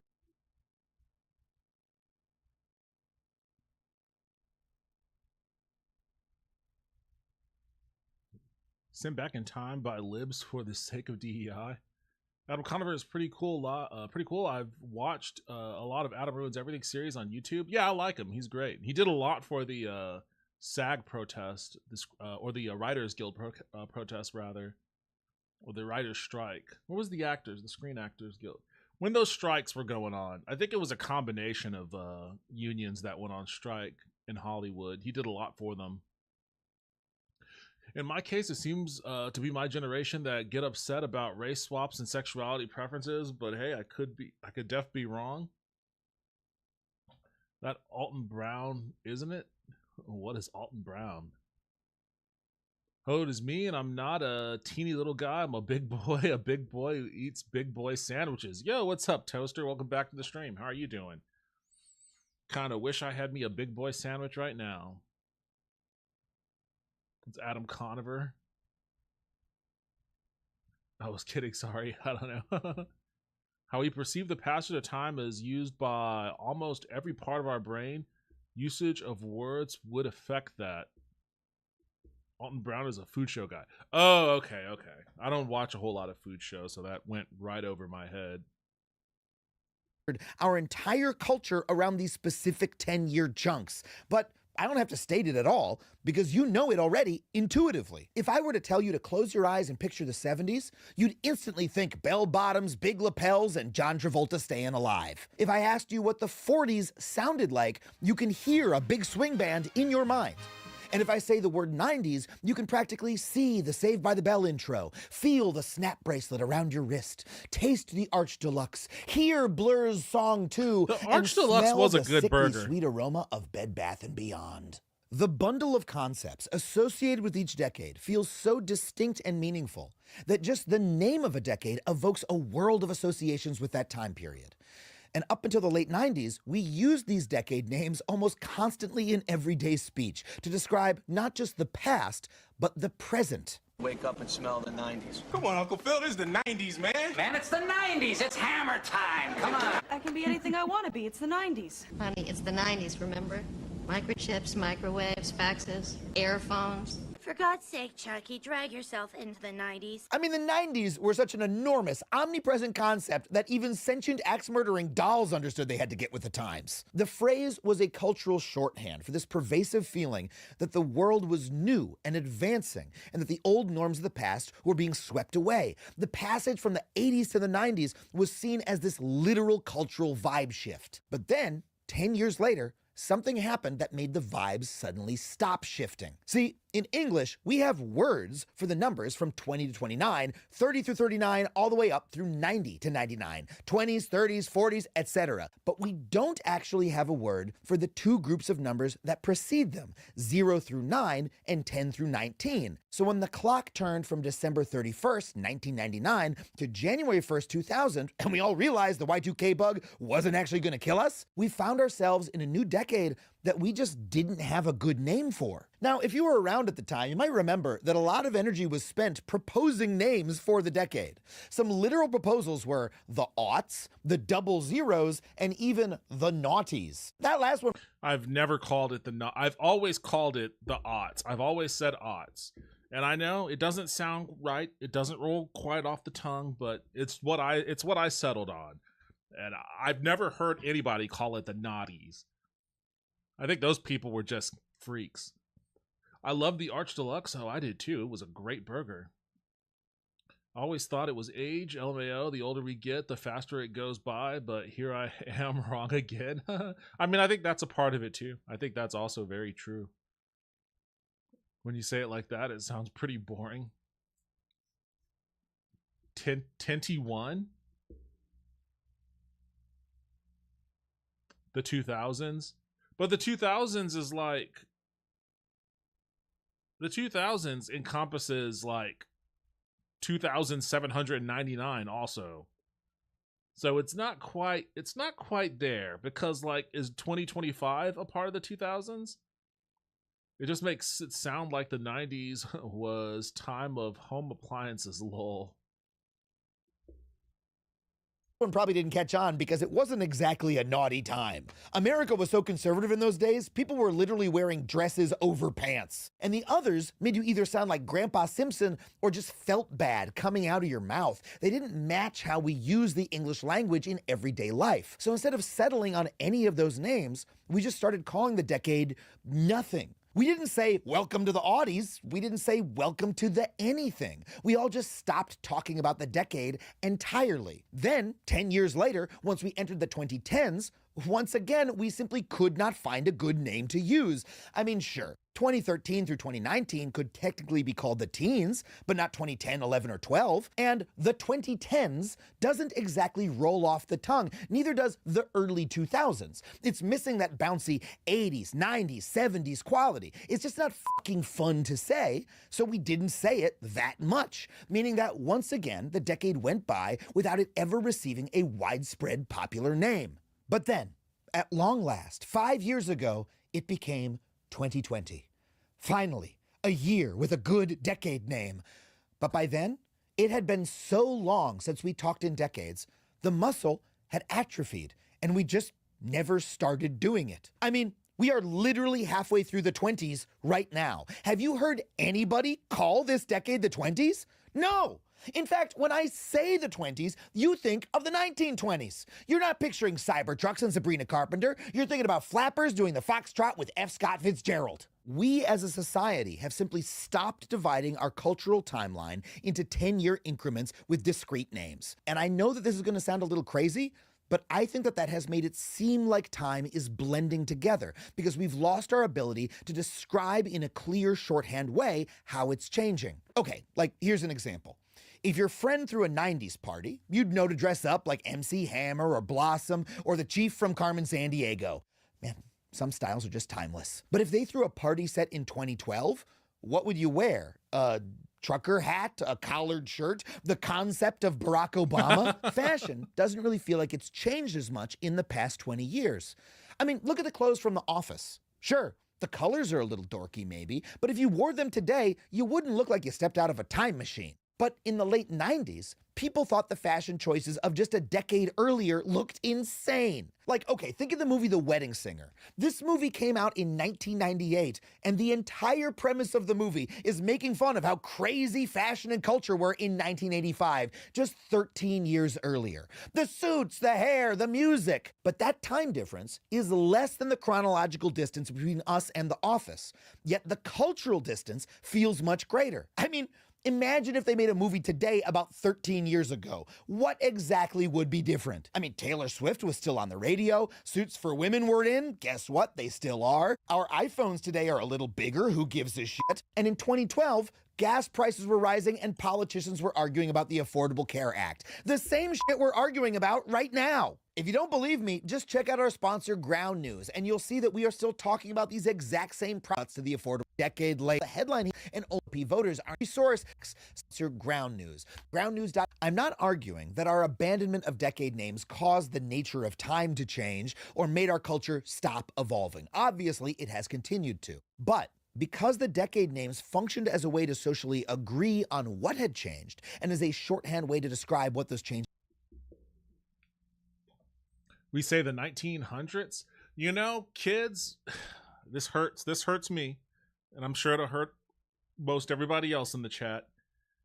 Kids like my nieces and nephews will refer to those of us who were born before 9/11 as having been born in the 1900s. And there is a sting to that. There is a sting to that. Technically not wrong. But, you know, we get used to being like, oh, I'm an 80s kid. I'm a 90s kid, you know, whatever. I was born in the 70s. Having that all reduced to 1900s is pretty brutal. It makes me feel almost like a vampire, I guess. Public conservative behind closed doors, Diddy party. We could just say the 20s all over again, but it's like he mentioned, like, would you say the 20s, I guess maybe for all of us, it makes us think of, you know, the Great Gatsby and shit. I don't know what kids would think of calling the current decade the 20s, since they don't have us. I mean, I guess their association with it is the same as mine, which is historical, is what we read about in history books. I wasn't alive in the 1920s, but because I was born in an era where we hyper focused on the decade, the era of decades, and we studied history on a decade by decade basis, the 20s already has a decade assigned to it. It's the 1920s. So reassigning the 20s to the current time just doesn't feel right.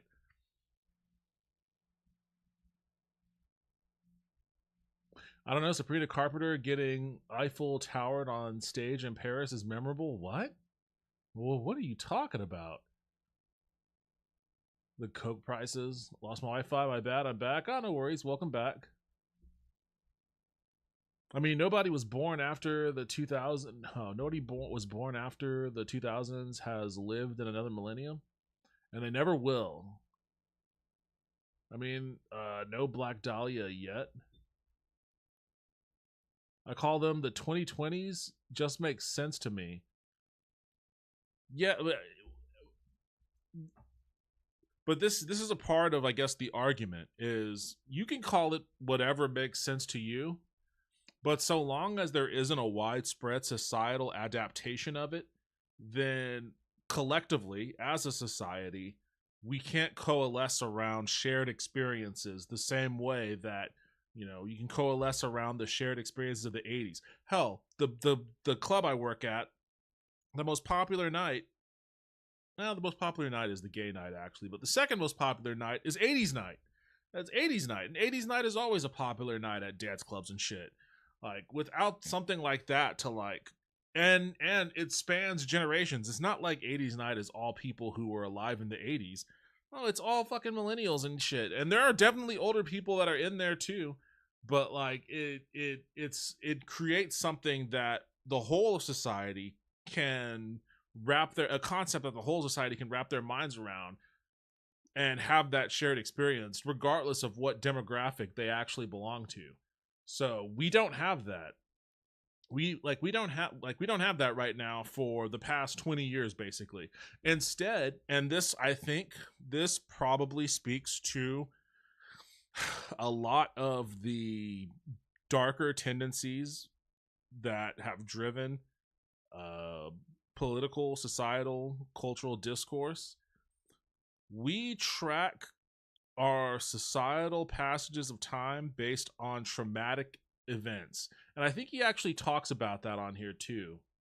Changes looked like, losing them has interfered with our ability to communicate and therefore identify what has changed over the passage of time. And, you know, that's just my own analysis, but there is some linguistic science to back up the idea that words have a huge impact on the way we think about the world and about time itself. So there's this fascinating study that was recently profiled in the New Yorker. In the study, English speakers' ability to describe smells was compared to people who speak Jahai, a language spoken by hunter-gatherers living on the border of Malaysia and Thailand. Now, unlike English, Jahai has lots of unique, specific words for different kinds of smells and the sense impressions that they make.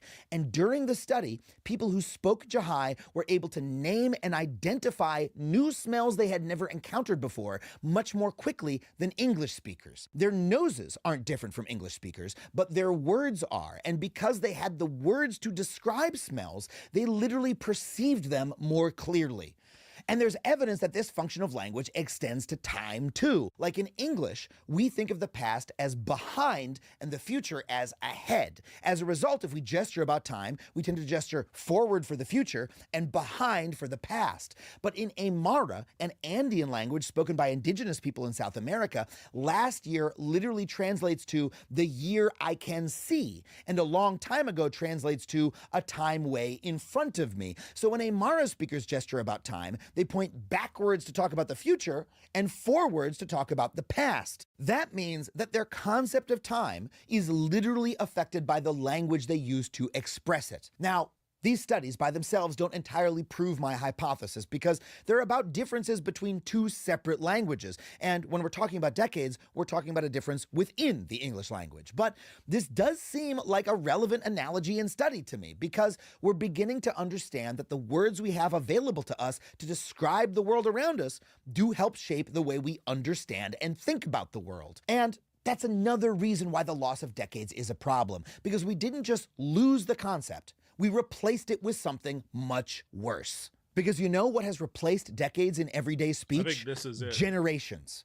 In the last 20 years, generational language and concepts have exploded in popular culture. And as far as I can tell, that has replaced decades in the cultural imagination. For instance, when we talk about fashion for the past 20 years, we don't talk about Audie's fashion. Instead, we call it millennial fashion and Gen Z fashion. And I think that's a problem because look, I've been a critic of the concept of generations for years. My very first YouTube video on this channel was about how generations don't exist. They are a marketing invention. But you know what? Over time, I've come to accept that generations can be a useful shorthand for talking about the differences between different age cohorts, just like decades are the same thing for time periods. But here's the problem. We're using generational language to describe things that have nothing to do with what year you were born at all. For instance, let's talk about millennial fashion. That doesn't actually make sense because your fashion sense isn't fixed for all time based on what year you were born into. It changes according to the trends of the time, trends that affect everyone. The Gen Xers in The Wedding Singer didn't keep wearing their mullets and vests their entire lives.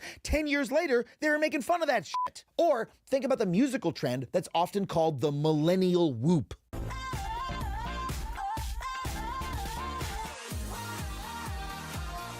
This specific sound and melody was omnipresent in pop music about 8 years ago during the last decade, but it has nothing to do with what generation anyone was born into. If it did, all of us elder millennials would still be doing it, but we're not going whoa-whoa with Katy Perry anymore. Now we're all bubba bumping that beat with Charlie, and I know because I'm one of them. Ah, look at me. None of those kids can even tell I had a hip replacement. In reality, trends come and go based on what year it is, not who you are.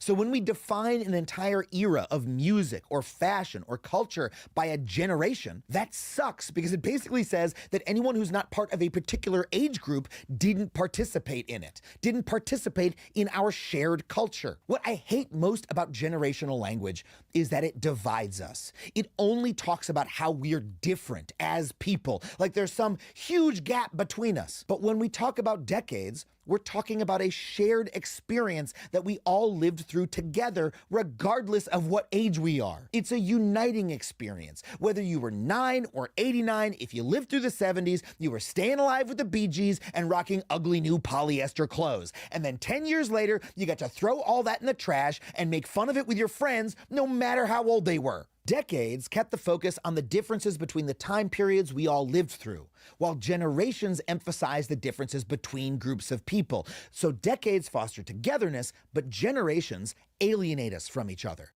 I've been thinking a lot about that point too, because like I agree with that assessment. I agree with that assessment, and I've always been in arguments with people in my general age cohort about why, like, I always end up defending the younger generations. Like, when people go after or Gen Z or whatever, Zoomers or whatnot, I always find myself defending them, you know? And I think I've never really understood why I felt compelled to do that before I watched this video, and I realized, oh, that's why.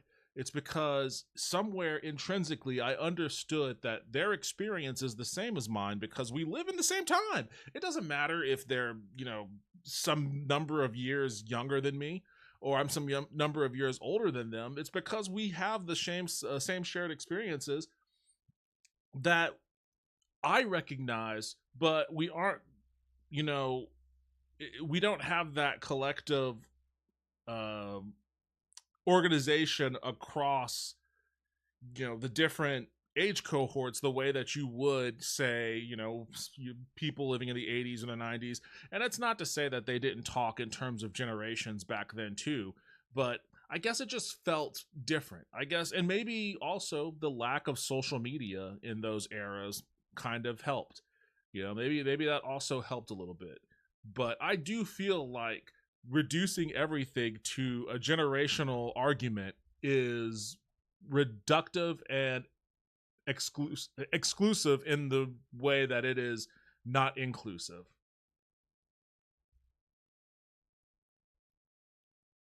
That's not very optimistic, lol. I don't know what that's in reference to.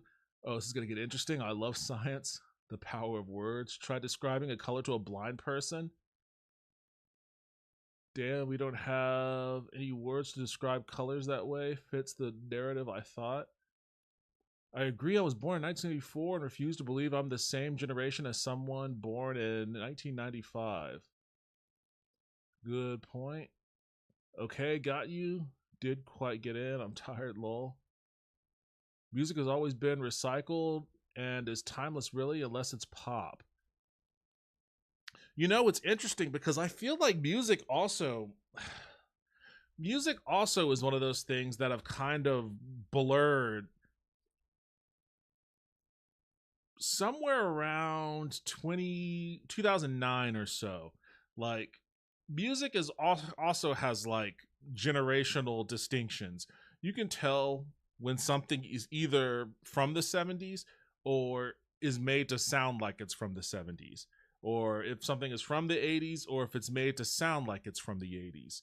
But around 2009, when nu metal and screamo started fading from the mainstream, and EDM, synth pop and shit, dance club music started to take over everything. It's pretty much been that since, like pretty much from 2010 to present. Music in the pop culture sense, in the mainstream, hasn't really changed that much. Like it's all like, if I hear Chapel Roan, and I hear it a lot now. When I hear Chapel Roan, it doesn't sound different than like what was popping, on the radio in 2010, 2011. I can hear Churches, and it's like, oh, this isn't that. If I heard a Churches song that came out in 2010, I wouldn't think that it was any different or any older than like some synth pop song that came out now. Like, it's weird. It is weird. Like, I don't know what that's about. I feel like, and I do feel like there's like a stagnation of sorts that may be occurring in in everything, and in technology for sure. We don't really seem to have any kind of technological advancements the way that we had in the past prior decades. Once we built the smartphone, that was pretty much it. The smartphone and the electric car was pretty much it. But and not much sense. And I kind of feel that way also about the creative arts. I don't know. I need to think about that a little bit more. But it feels to me like there's a stagnation. There's not a whole lot of new. And as a result, like, I think that's a part of why everything just feels like it's getting worse.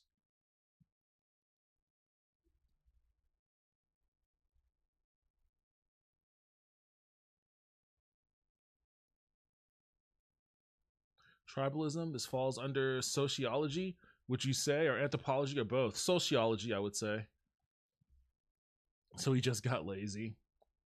By that theory, generations are mass of shared experiences by groups of a time period. I can agree with that, maybe because of the technological advancements versus aesthetics. Sorry, I typed like a blind illiterate amputee. You're all good. You're all good. Generations are a mass of shared experiences by groups of a time period. I don't even think I wouldn't say that generations are a shared experience. I think generations are it's just an age cohort. I don't think it has much to do, like, I don't think a generation really defines an experience the way that a decade defines an experience. I think a generation just defines an age cohort. Like, people born between 1979 and 1992, right? Like, you're technically spanning 3 different decades, but when you think of the 70s, there's things you think about. You think about the oil crisis and like a stagnant economy, and everything kind of looks weirdly sepia toned or whatever. It has that kind of yellowish tinge, and yeah, there's disco, but there's also funk, and there's heavy metal, the early era of heavy metal. You think of the 80s, you think of Reagan and G.I. Joe and ultra jingoism, and also the Ninja Turtles, but pizza and fast food and all of that sort of stuff. There's all these experiences that are localized within a decade that we all just universally agree to. It's not that there wasn't any of that other stuff in the other decades, but for some reason there's just something about a specific decade that speaks to maybe the rise of something, the rise of popularity in something. And generation just doesn't speak to that. It just speaks to what year were you born? What year were you born, basically. I was saying I agree with Adam about decades and how they were different, and think the focus on generations is stupid. Man, now I'm depressed. Sorry, I don't mean to bum anyone out here. I just thought this was an interesting analysis on what not having a way to describe the past 20 years, basically, how that's affected both our perception of the passage of time, but also relying on generations to replace talking about the passage of time, and how that's affected alienation. Because I do think that maybe that plays a role in a lot of the acrimonious discourse that we have, and the idea, like, because this came to mind because of, you know, the notion, I forget who said it in the chat, like, you know, it's younger people that are disrespectful tourists in Japan or whatever, or it's younger people that, you know, go on these online crusades about dumb cancel culture shit. And it's like, no, I don't think it's a generational thing. I think it's, I think at the very core of a person's being is a desire to feel belonged, to feel like you belong to a group or belong to something. And I don't know how that translates into the decades discussion, but I think that a lot of what you see from these different movements is just people trying to belong to something that they feel like they're affecting, you know, a part of the world that may or may not be important to them. They just want to feel like they're important. And I think that describes an aspect of the decades that we've lived in these past couple of years, like the social media era, I guess.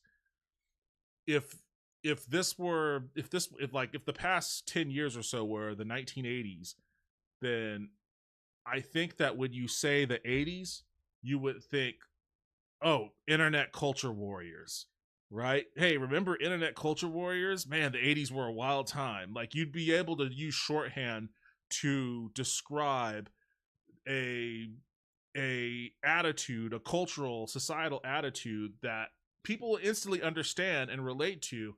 And because, you know, we would recognize that as something that occurred in the past, it would help. I think that sort of thing helps us get past it. It helps us get over it. Like, oh, that's an 80s thing, you know, we don't do that anymore. We left that behind in the 80s. And I think not having an ability to do that kind of prolongs all of this obnoxiousness, in my opinion. That's just my crackerjack sociology analysis of it. I love Ninja Turtles. I take breaks from news. I have to. I can catch up after a few days. And smoking cigarettes indoors. Yep, I stopped getting news apps. Very interesting. Thanks for sharing. Got me thinking, which I appreciate. Yeah, this was a good video. It got me thinking too. No, to be clear, I meant younger people doing the gaming tour.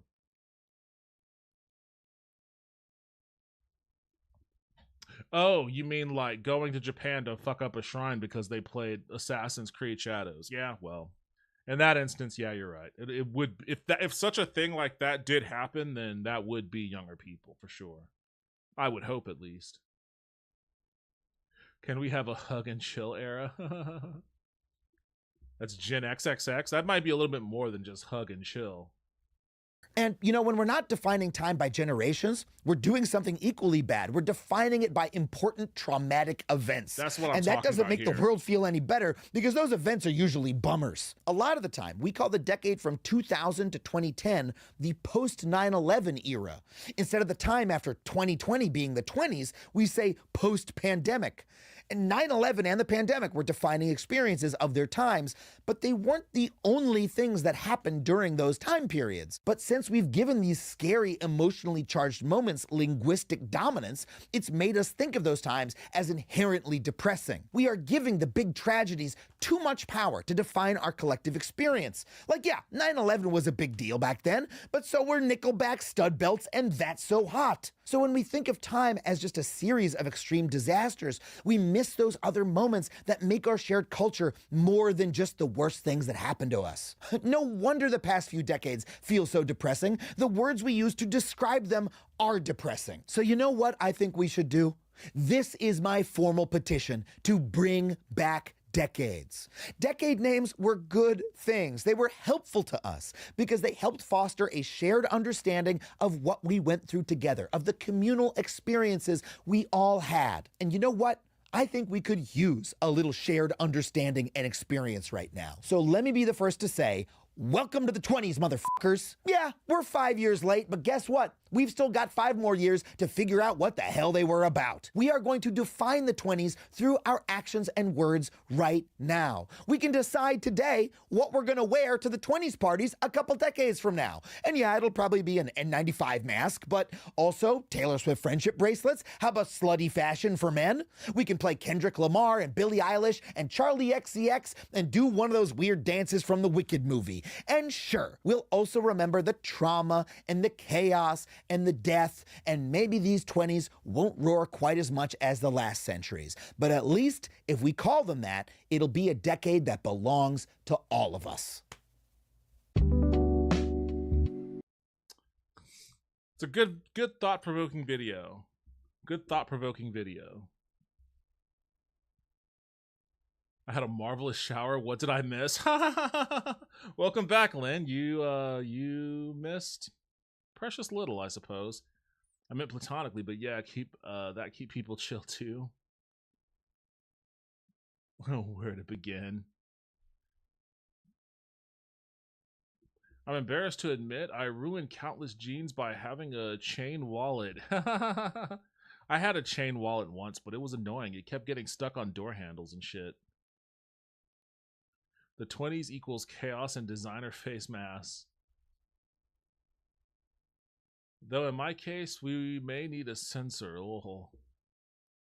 I actually got some water in my ear that made my night ruined. Ah, that sucks, man.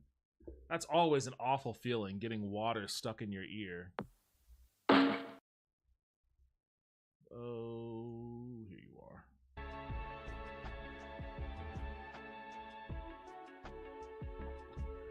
Oh, man. What a tangent. I don't even know what brought us to that. Oh, for some reason, the Assassin's Creed nonsense brought us to that point.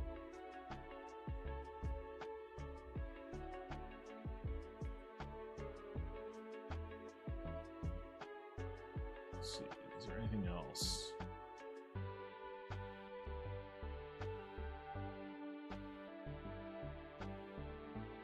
Kieran Culkin and Bob Odenkirk are starring in Glengarry Glen Ross on Broadway, and tickets are selling for way too much. Bill Burr is also in this, which is awesome. But I would assume that Broadway tickets are always expensive. Oh, he's talking about StubHub. Well, yeah, don't buy tickets off of StubHub. StubHub's gonna rip you off. StubHub and Ticketmaster, they're all gonna rip you off. Buy directly from the venue if possible.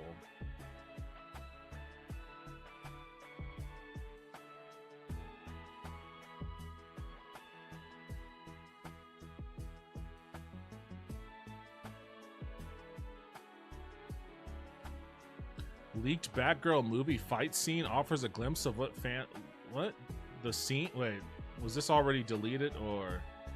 Yeah, I figured this was probably this probably got capped pretty quickly.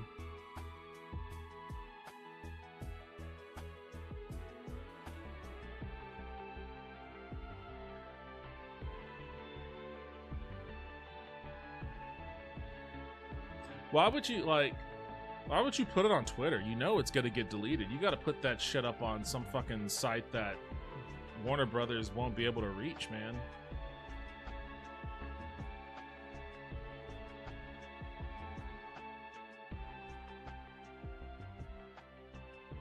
Well, that sucks that I missed out on that. When was this reported? This earlier today? No, that was a couple days ago. What a bummer. I would have liked to have seen it at least. Warner Brothers is like the worst company imaginable, man.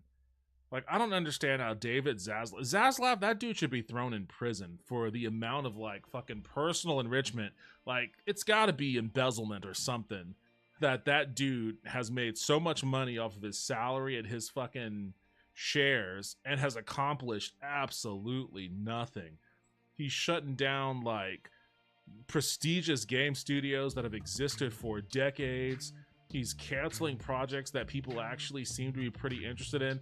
We'll see on this one, though, because I did see that this might actually get purchased by another distributor. Warner Brothers' mothball movie Coyote vs. Acme may indeed see the light of day after all, according to Deadline. Deadline reports that Los Angeles-based independent film production and distribution company Ketchup Entertainment is, quote, deep in sales negotiations for Coyote vs. Acme, a completed film which was previously thought to have been entirely scrapped. The report stressed the deal is not completed at this stage, but if it is, a theatrical release for Coyote vs. Acme would follow in 2026. So, all hope is not lost for Coyote vs. Acme. But I gotta tell you though, if this happens, then that's gonna be like, it's kind of like, remember all the hype over The Interview, that Seth Rogen movie about going to North Korea? Like, it wasn't, like, in any other context, that movie probably would have gotten very little attention, but because, like, there was, like, the hacking of the Sony emails, and then there was, like, the threats from, you know, the North Korean regime and all of that, there was, like, a real big hubbub about the movie, and, like, it created a lot of buzz around it and attention. And even though the movie wasn't a bad movie, like, it was impossible for it to live up to all of the hype that exploded around it. And I kind of feel like maybe all of the online acrimony around Warner Brothers canceling Coyote vs. Acme is setting it up for, like, a similar kind of trajectory if it does get released. Not that I'm saying it shouldn't, but they should release it. Just, you know, curb your expectations for it.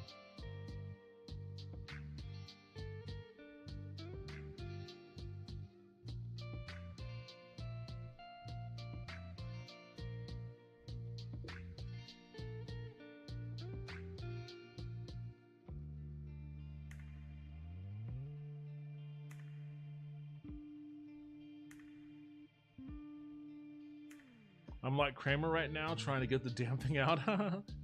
Bill Burr's new special was hilarious. I watched that last night. It was great. I liked it. Thanks for making time yesterday for the stream, man. It was really fun. No, thanks for having me on.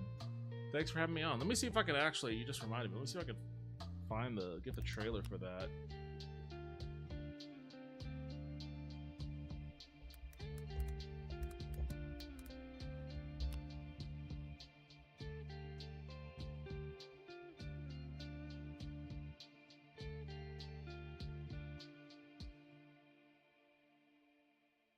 Oh, why aren't you loading?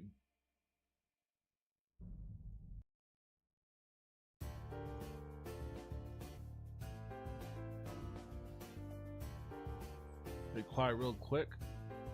I saw it. It looked decent. Same people that say that Save the Day the Earth Blew Up is in negotiations to do the same for Coyote vs. Acme. I still need to watch The Day the Earth Blew Up. Warner Bros. Take that without Warner Bro. I can't stand WB. They screwed me countless times. Oh, that sucks.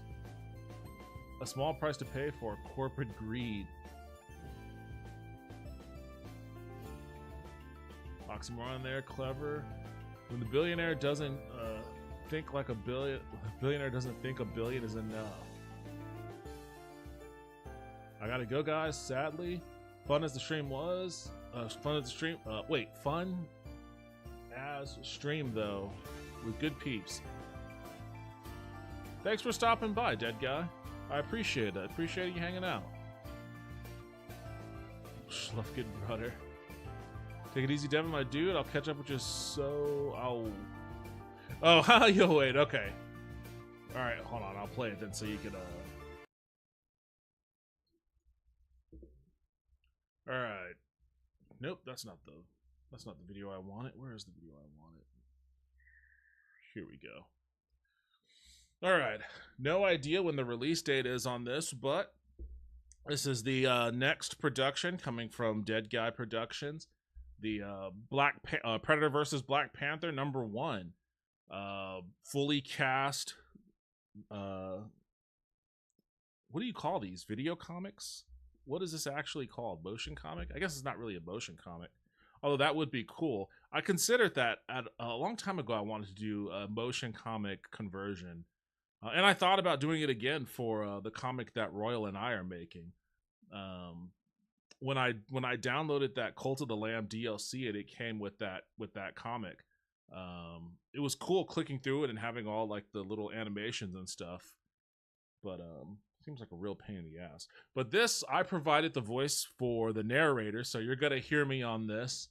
I actually haven't watched the full trailer on this because I heard my voice and was like, oh, okay, I'm not gonna want to listen to that. But I'll play it as promo here when it is released. You should definitely, guys, go follow Dead Guy if you haven't already. Dead Guy Productions in here, in the chat here. Go give him a sub. Hit the alert, hit the bell, so that you can get updated when this drops. And yeah, you can hear my my sultry voice as the narrator for Predator vs. Black Panther, along with and we did that stream last night with all the other talent for this, and you know, this is gonna be my first. If they're in this trailer too, this will be my first time hearing it. So. Wolf Star System. The planet was one of those rare treasures of the galaxy, host to an atmosphere and abundant life. Two rival clans had been given an opportunity to claim it as their own exclusive hunting grounds. Each was led by a brother who hoped to make their father proud. This king had never considered his sons equals. One had the strength of an entire hunting party. The other was born small and missing a leg. It was he who had demanded the opportunity to claim the hunting grounds for himself. The king had a weapon that never parted his side, a spear that was also a prized hunting trophy. It absorbed and expelled kinetic energy.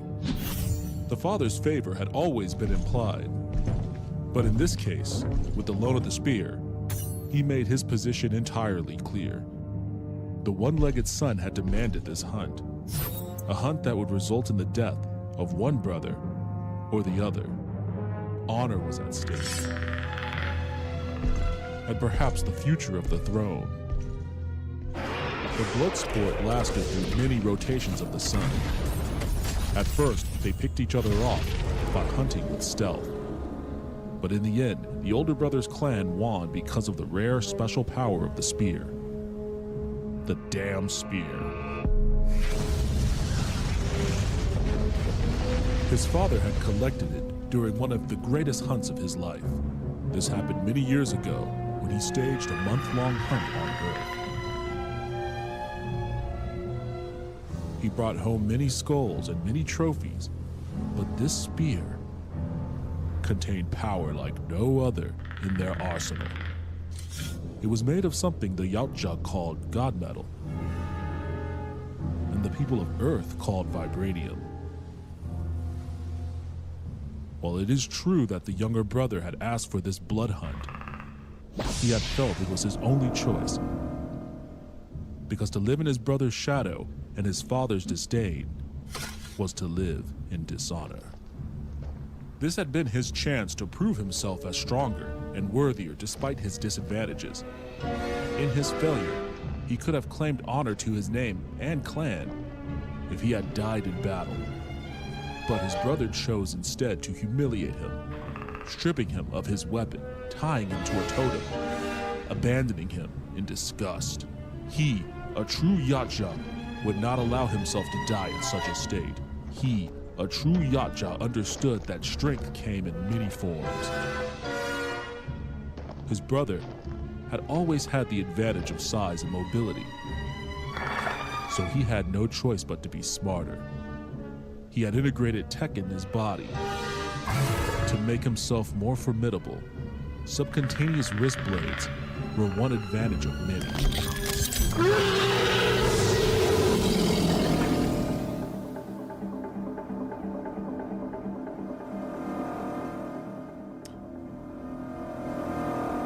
Predator versus Black Panther coming soon. There you go.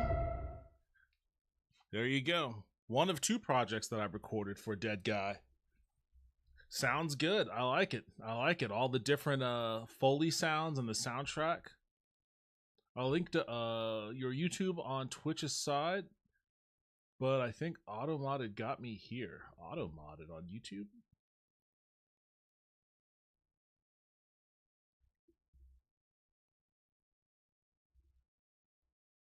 I don't even know how to change that setting on YouTube.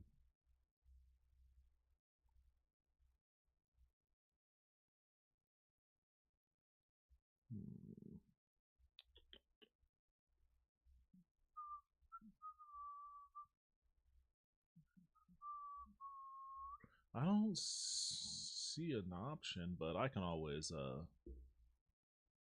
grab the link. Oops.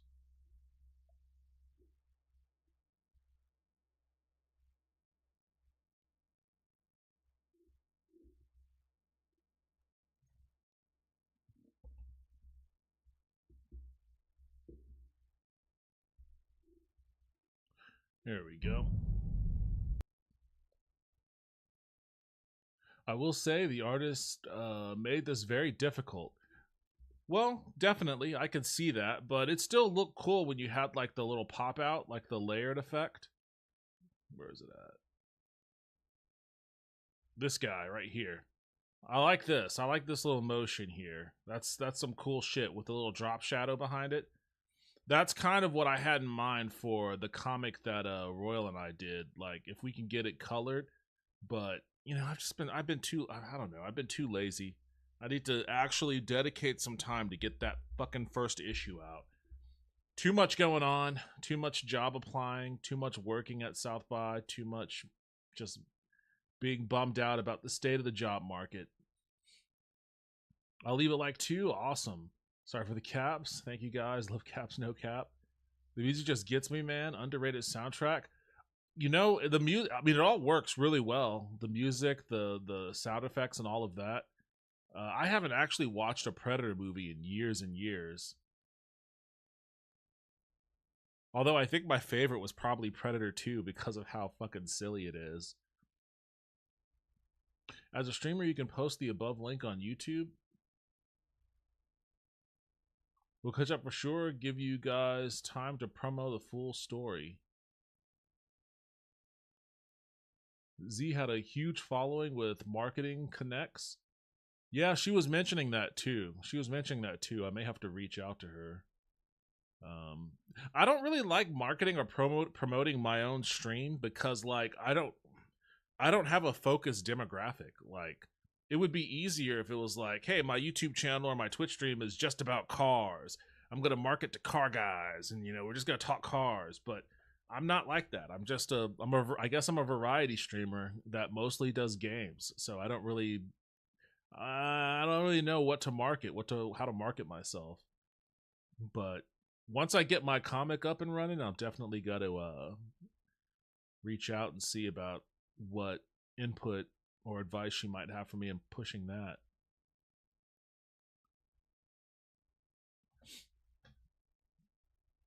Thanks, I try. I suck at editing videos.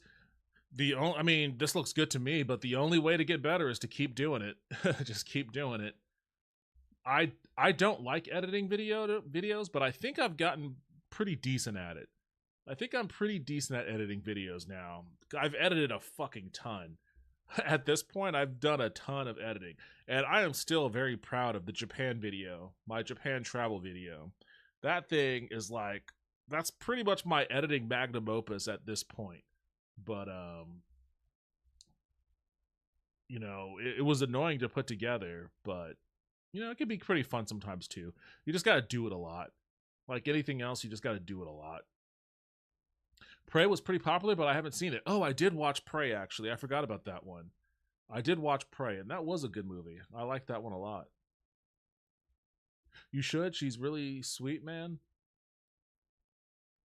I get by. I'm an audiophile for sure. Yeah, I'm quite not, but you know, it's fine. I like editing. I think editing is fun. I think editing it can be fun. It can be annoying, but it can be fun too. So like, that's the only reason why I even have this PC. I built this PC. I didn't build it to play games or to stream. Those things weren't even on my mind. I built this PC to edit videos. I wanted something that was going to be fast enough for me to be able to just, you know, render a 2-hour video if I was going to get into editing movies and shit. It just so happened that the PC that I built for editing videos doubled as a pretty decent gaming machine. So I ended up, you know, hey, while I have it, I may as well stream some games. But you know, it's fun. I use DaVinci Resolve, which is probably the best free editing software you can get. Game workers are organizing in North America as United Video Game Workers. Again? I thought they did this already.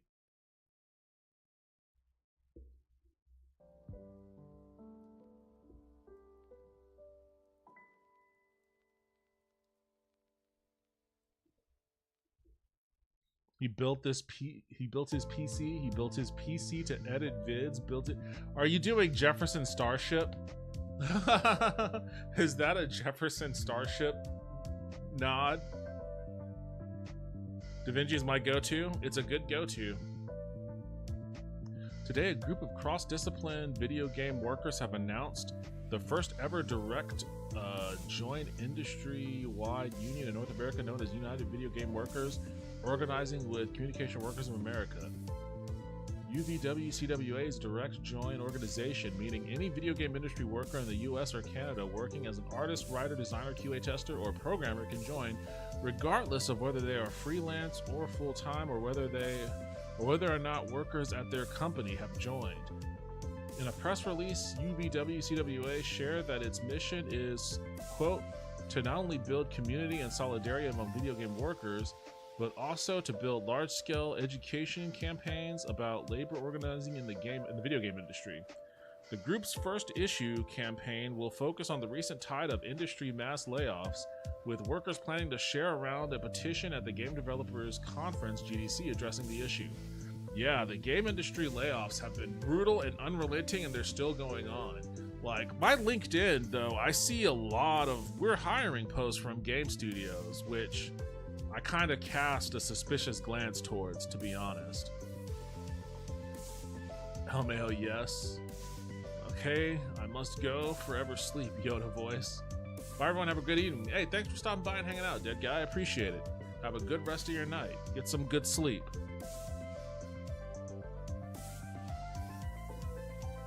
Additionally, at GDC, UVW-CWA will host multiple panels, a rally, and a launch party to spread awareness of the union and celebrate its formation. They will also have a booth on the show floor and will distribute a zine at the event with more information on how to join.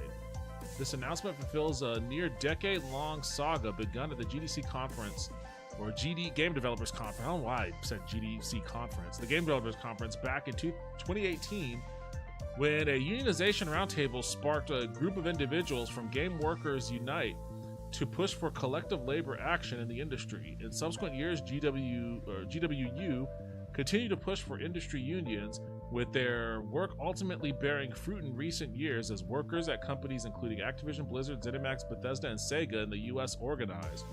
Though this is the first North American industry-wide union, other smaller groups exist in the UK and France, and developers in union-friendly Sweden are also increasingly exercising their right to form unions within their companies. It's a pretty pleasant development in a world where pleasant developments are few and far between. If you see any sound design spots, yell at me. By now, for certain. Will do.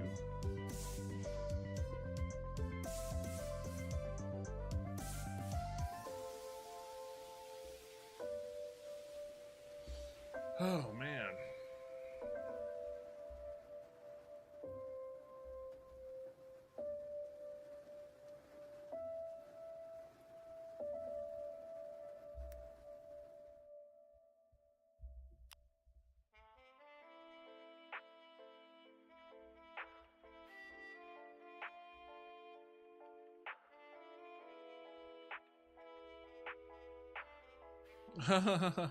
We're done playing. I like that. We're done playing.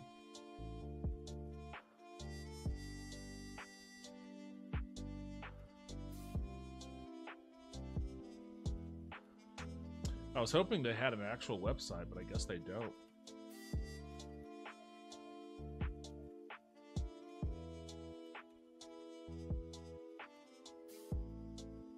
Oh, I guess this is it. uvwcwa.org. Okay, here it is. Cool.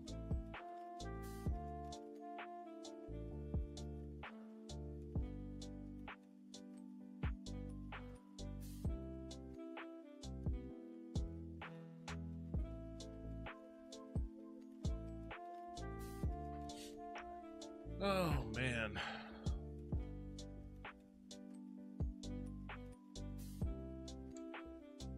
I guess I can probably pop on a game for a bit before I sign off for the night.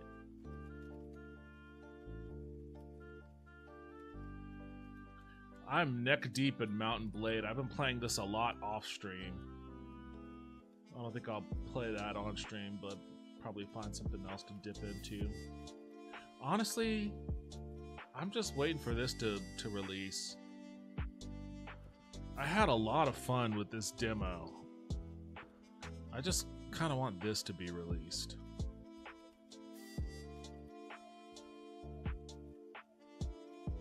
They say this was like Dave the Diver.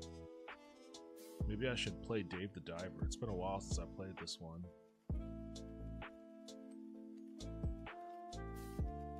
BAFTA Game Awards.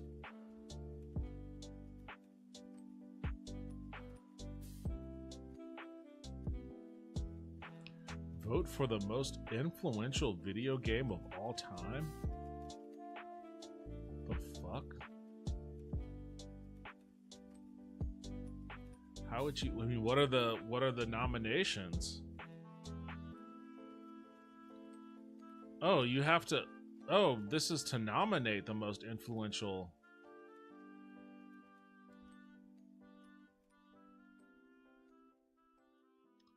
The most influential game of all time. I mean, immediately Super Mario Bros. Comes to mind, but I mean, would the first game be the most influential? Pong?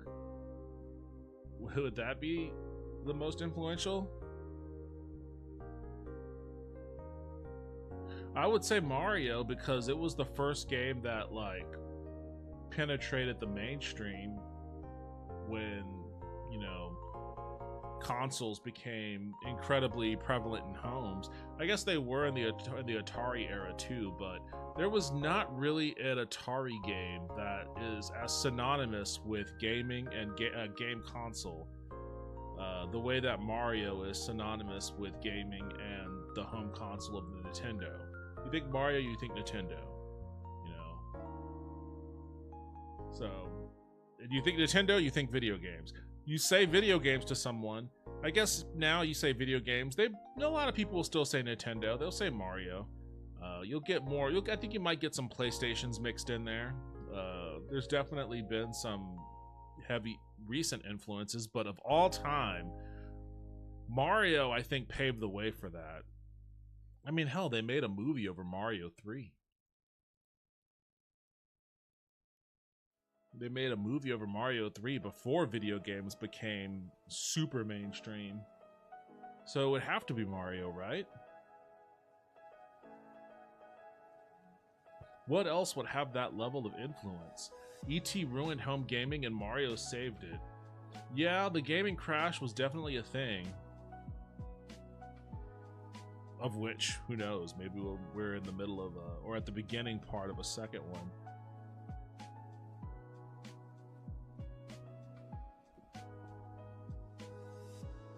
Let's see.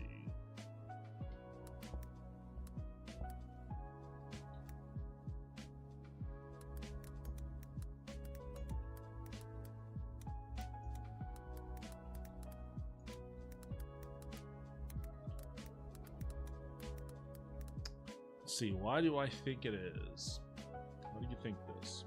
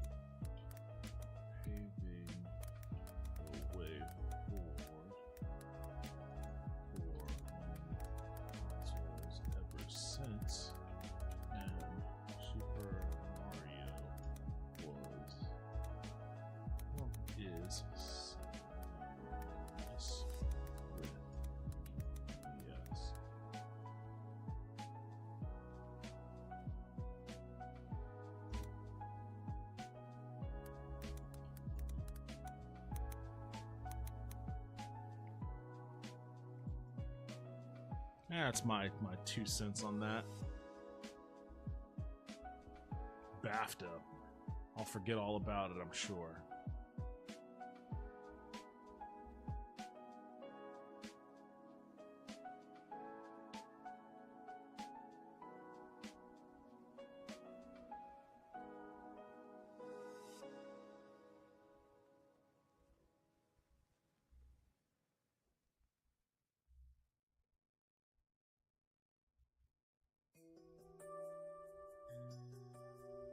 Little kitty, big city? What is little kitty, big city? You're a curious little kitty with a big personality. On an adventure to find your way back home. Explore the city, make new friends, and with stray animals, wear delightful hats, and leave more than a little chaos in your wake. After all, isn't this what cats do best? It's a little Suki cat.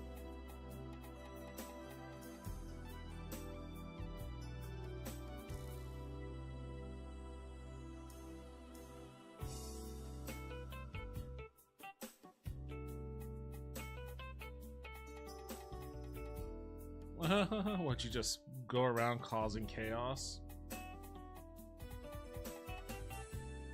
That looks like a cute game. I'll add to my wish list. I ain't spending 25 bucks on it, but if it goes on sale, I'll grab it, sure. Saturday should be interesting with Arkansas, John Calipari versus St. John's, Rick Pitino, playing to go to the Sweet 16. Black cats are the best, no offense to Gobby. Neither of them are in here right now, so they aren't offended.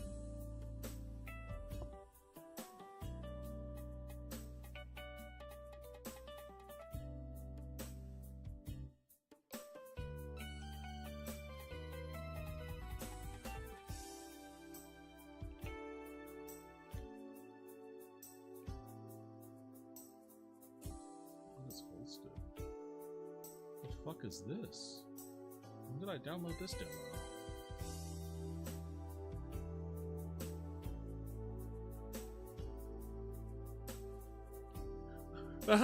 Love is all around.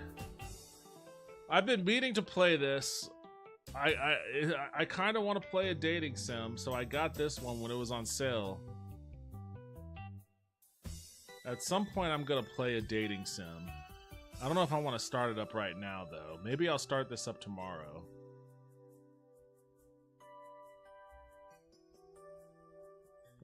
Maybe I'll start this up tomorrow. Maybe I'll do that. Maybe I'll make tomorrow my start of Love is All Around.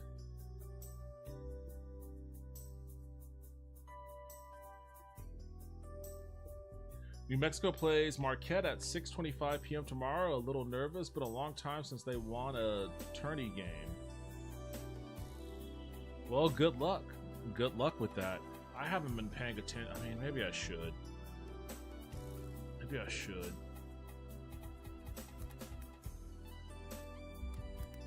Texas did pretty well last year.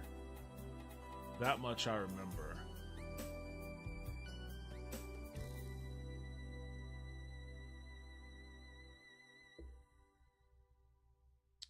Let's see.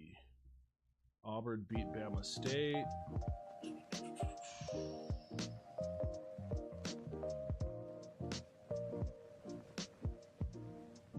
Texas A&M beat Yale.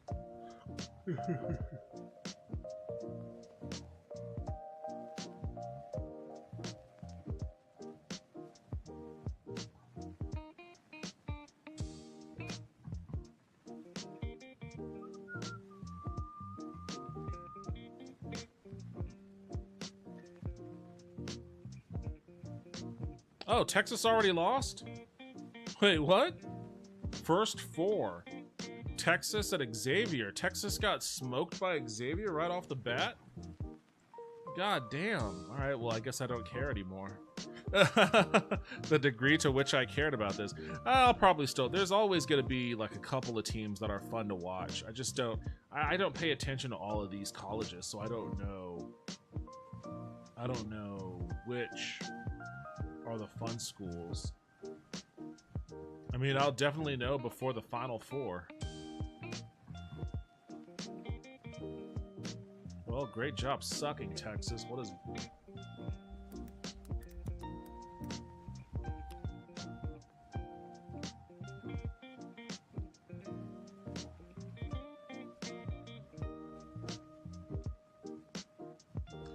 Texas likely to fire Rodney Terry after first 4 loss to Xavier.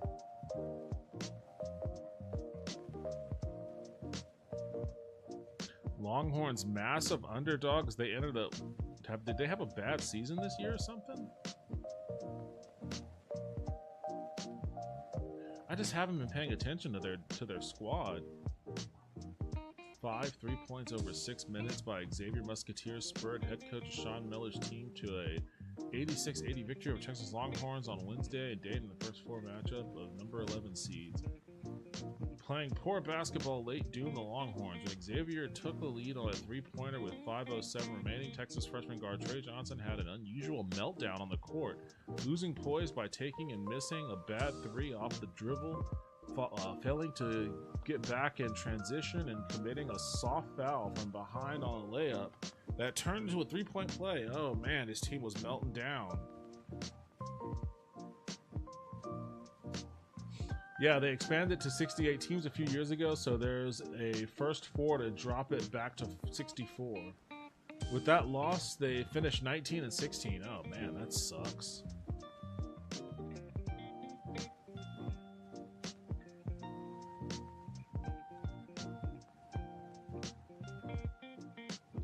Was Rodney Terry their coach last year? When was Shaka Smart? I don't follow Longhorn basketball anywhere near as closely as I follow their football.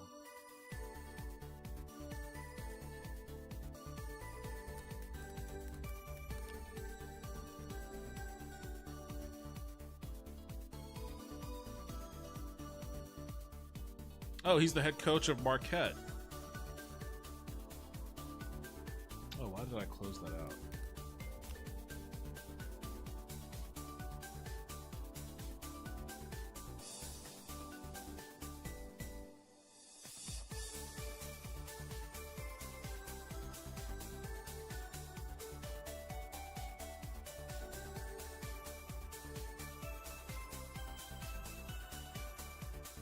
Oh yeah, Marquette. Yeah, you mentioned that. No, the New Mexico versus Marquette. Okay. Shaka Smart will be coaching against my Lobos. I remember when Smart was coaching VCA. I didn't dislike him in Texas. When did he leave? 2021? Who took over after him?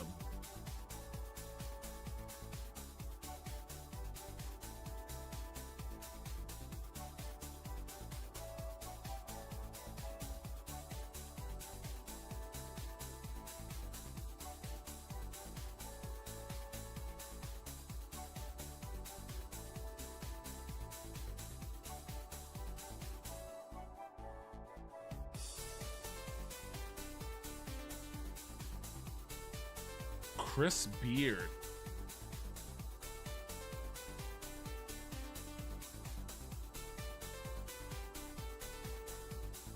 What happened to him after? Oh, he's coaching Ole Miss now. Did we fire him or did he like just get a better offer? Oh, he was arrested? Wait, what? On December 12, 2022, Beard was arrested on a 3rd-degree felony charge of assault against a family member for strangulation?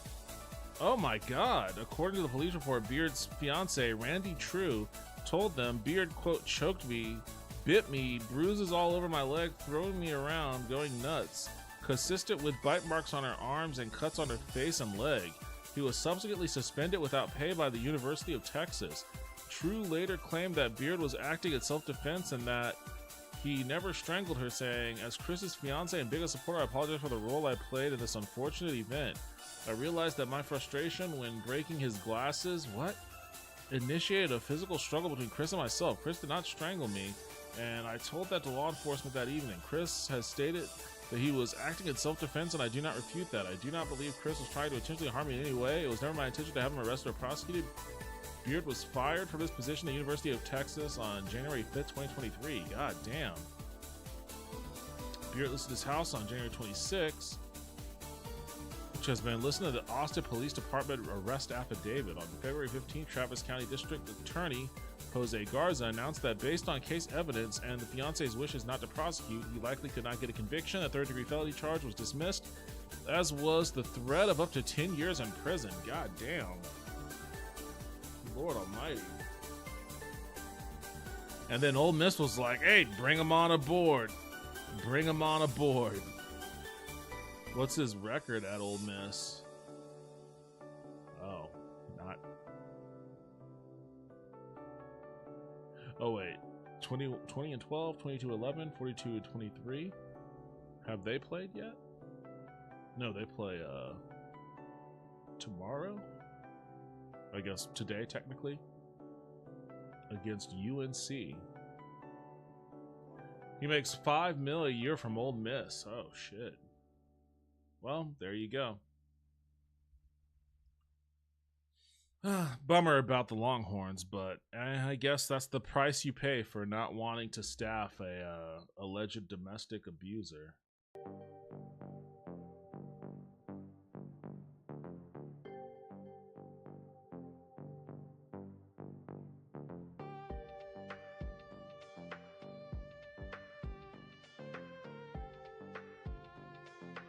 What? I'm not signed in? God damn you, Epic Game Store. Are you kidding me? I don't remember my shit.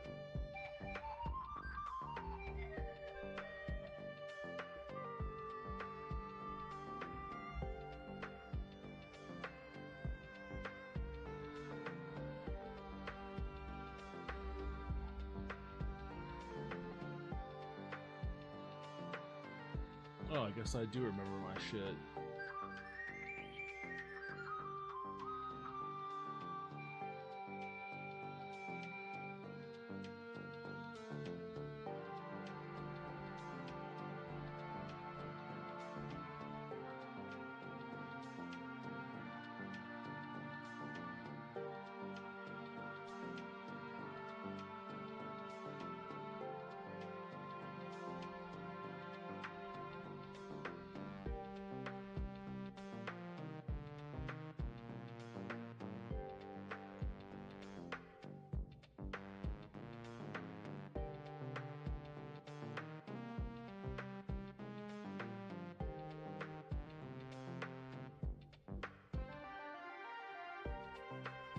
I don't really want to play a simulator.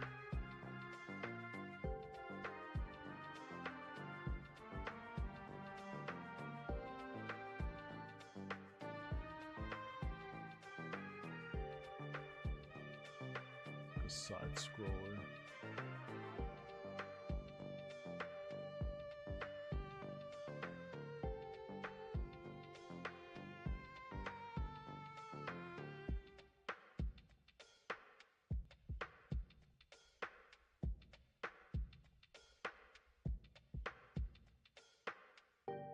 Eh, you know what? Well, Texas also joined the SEC, which is a tougher conference than the Big 12 these days. 14 of 16 SEC teams made the tournament. Jurassic World Evolution 2 is free on Epic at the moment. What kind of game is that? Jurassic World Evolution 2.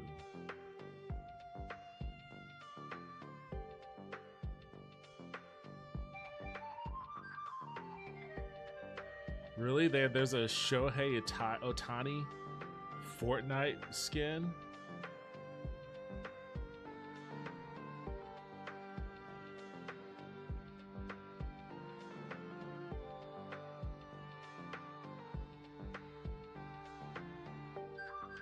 Oh, it's a strategy game. Like an RTS or what? Or is it more like a simulator?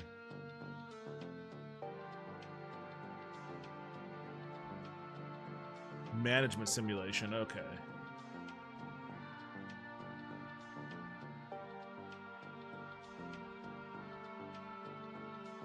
Yeah, may as well. Why not?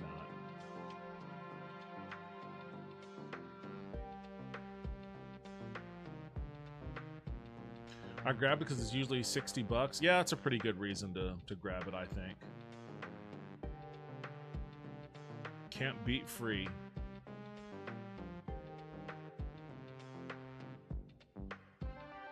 I think I'm not going to play a game tonight, actually. I think I'm probably going to just call it for the night. I'm getting pretty hungry. I'm going to grab myself a snack and maybe watch a movie or something. I did a lot of yapping tonight. I guess I had a lot to say, maybe? I don't know. It's been a while since I had streamed, so maybe I was just in the mood for a little bit of chat. Well, thank you for joining me, everybody. I appreciate it, as always. The Just Chatting streams are fun. I had fun. Sometimes it's hard for me to come up with stuff to talk about. Actually, you know what? A friend of mine wants me to react to the Wi-Fi videos.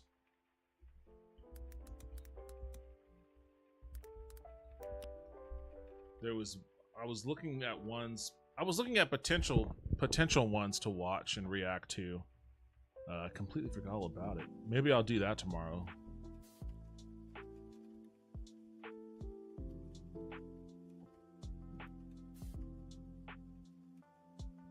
I'll have to look at what she sent me. I think one was over Atlantis, which I think is cool. That sort of stuff is cool.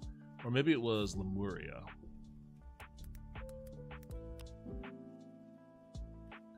Atlantis rises, Lemuria falls. The war that sank a continent.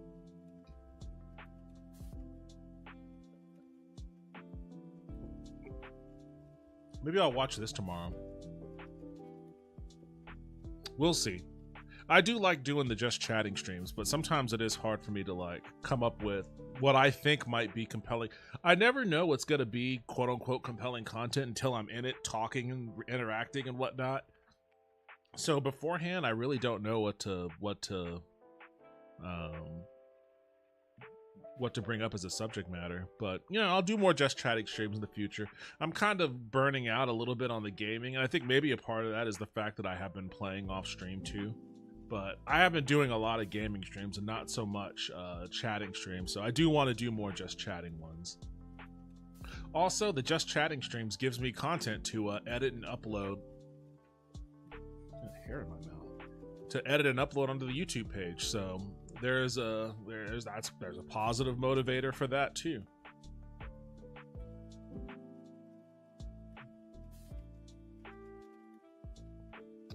Speaking of which, how are my other videos doing right now?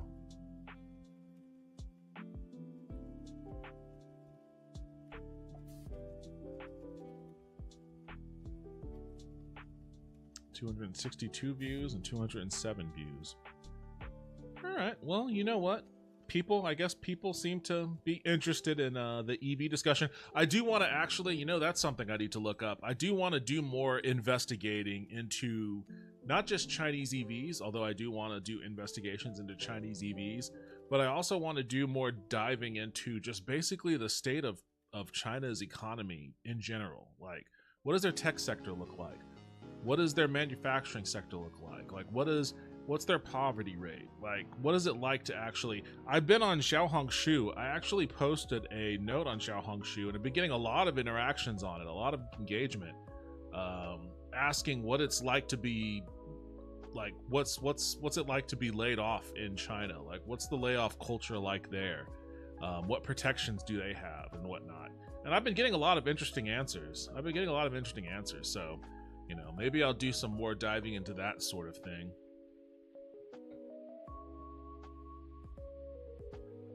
I might play Cat Quest 2 for a bit, then go to bed. That's one of the reasons I make clips of your gaming, so you have stuff. Well, I appreciate that too. Thank you. And if you ever feel compelled to make an edited video for me for YouTube, you know, you don't need to ask me. You can edit whatever you want. I don't care.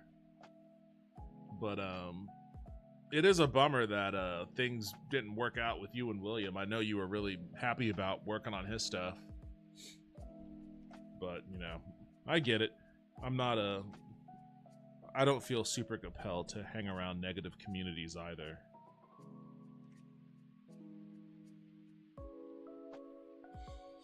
Oh, man. I forgot all about this. Are these games out yet? Blood of Merhan?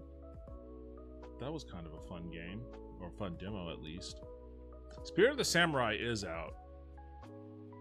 I do need to, and it's on my wish list too. I thought Blood of Merhan is also.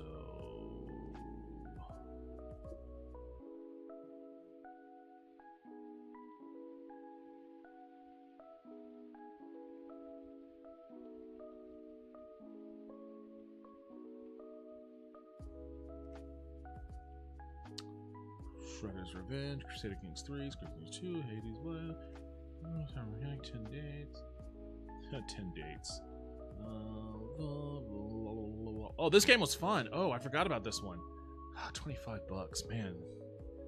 Being unemployed has really put the brakes on my my Steam habit. The pre-sequel's fun. This one's not out yet. Spirit of the Samurai is $18. Mixed. I think it's better than Mixed. Oh, this one's out. Very positive. That's cool. Dread Delusion. What the fuck? Oh, Suikoden 1 and 2. $50 fucking. I'm gonna have to spend that money at some point, because man, I've been waiting for this for years. Been waiting for it for years. Should I play this? I don't know if JRPGs make for a good content for streaming. That's something I usually just like lie in bed or lie back on my couch and play, just kind of veg out. What is Dread Delusion?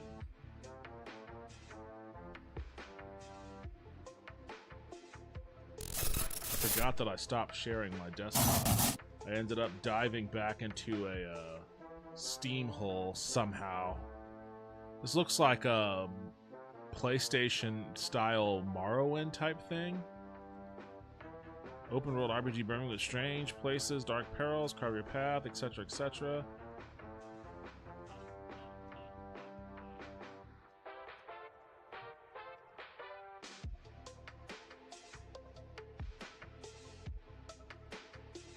I mean, it looks like shit, but I guess that's the point. Vampire. Korean dating sim. I'll give that a shot at some point. Ooh, Indiana Jones. I forgot about that. Not for $70. Fuck that.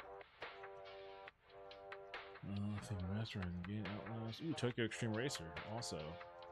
Football Coach College Dynasty.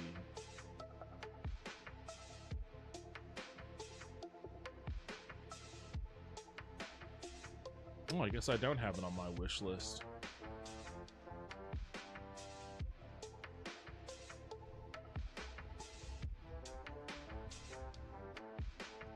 Oh, it's not out yet.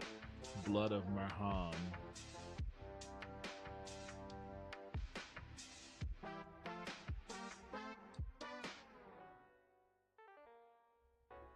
Oh, man. It was a mixed bag, and mostly just got tired of hearing how stuff like Looney Tunes don't make money, so they shouldn't be made. Like, okay, then just watch Fast and Furious then. Yeah, I mean, I remember, you know, when Zaslav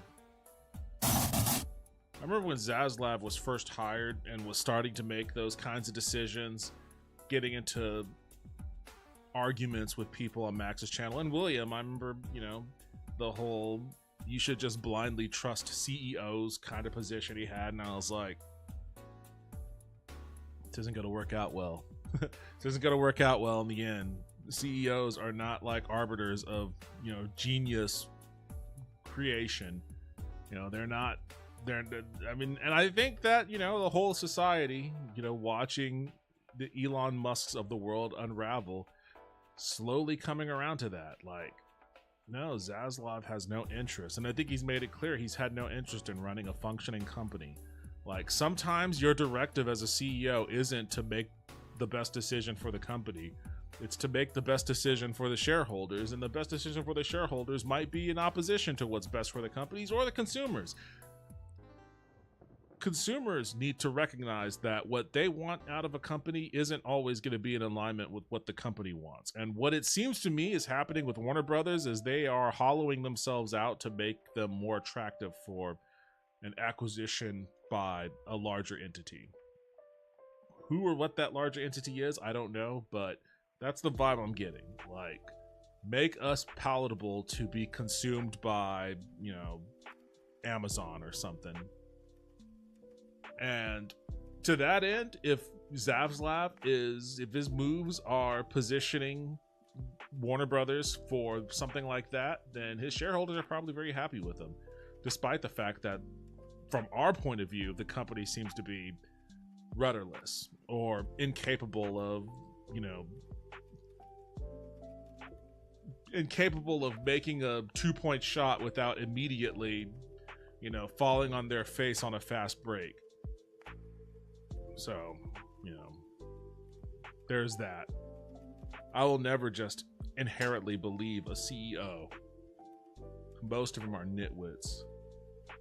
But then also, they just have ulterior motives. They aren't, their position isn't for my benefit. It's for the benefit of the shareholder. And the shareholders don't want good content. And they don't want even necessarily a well-run studio. They just want profits. However you get there.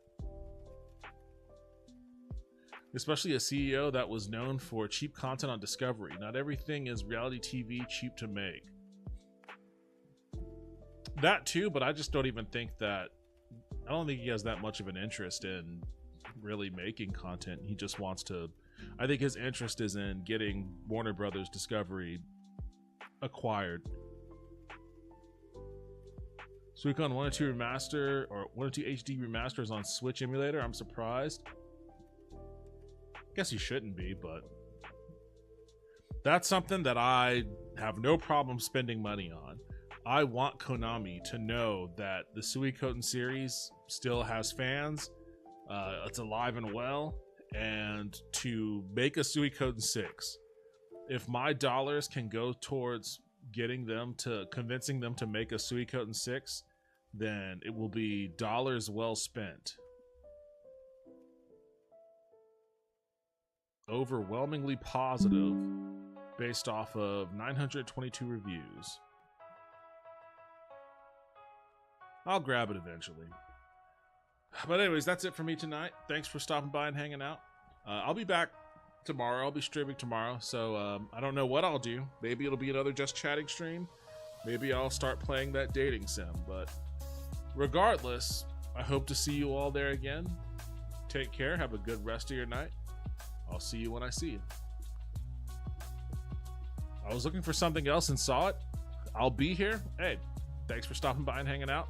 See you tomorrow.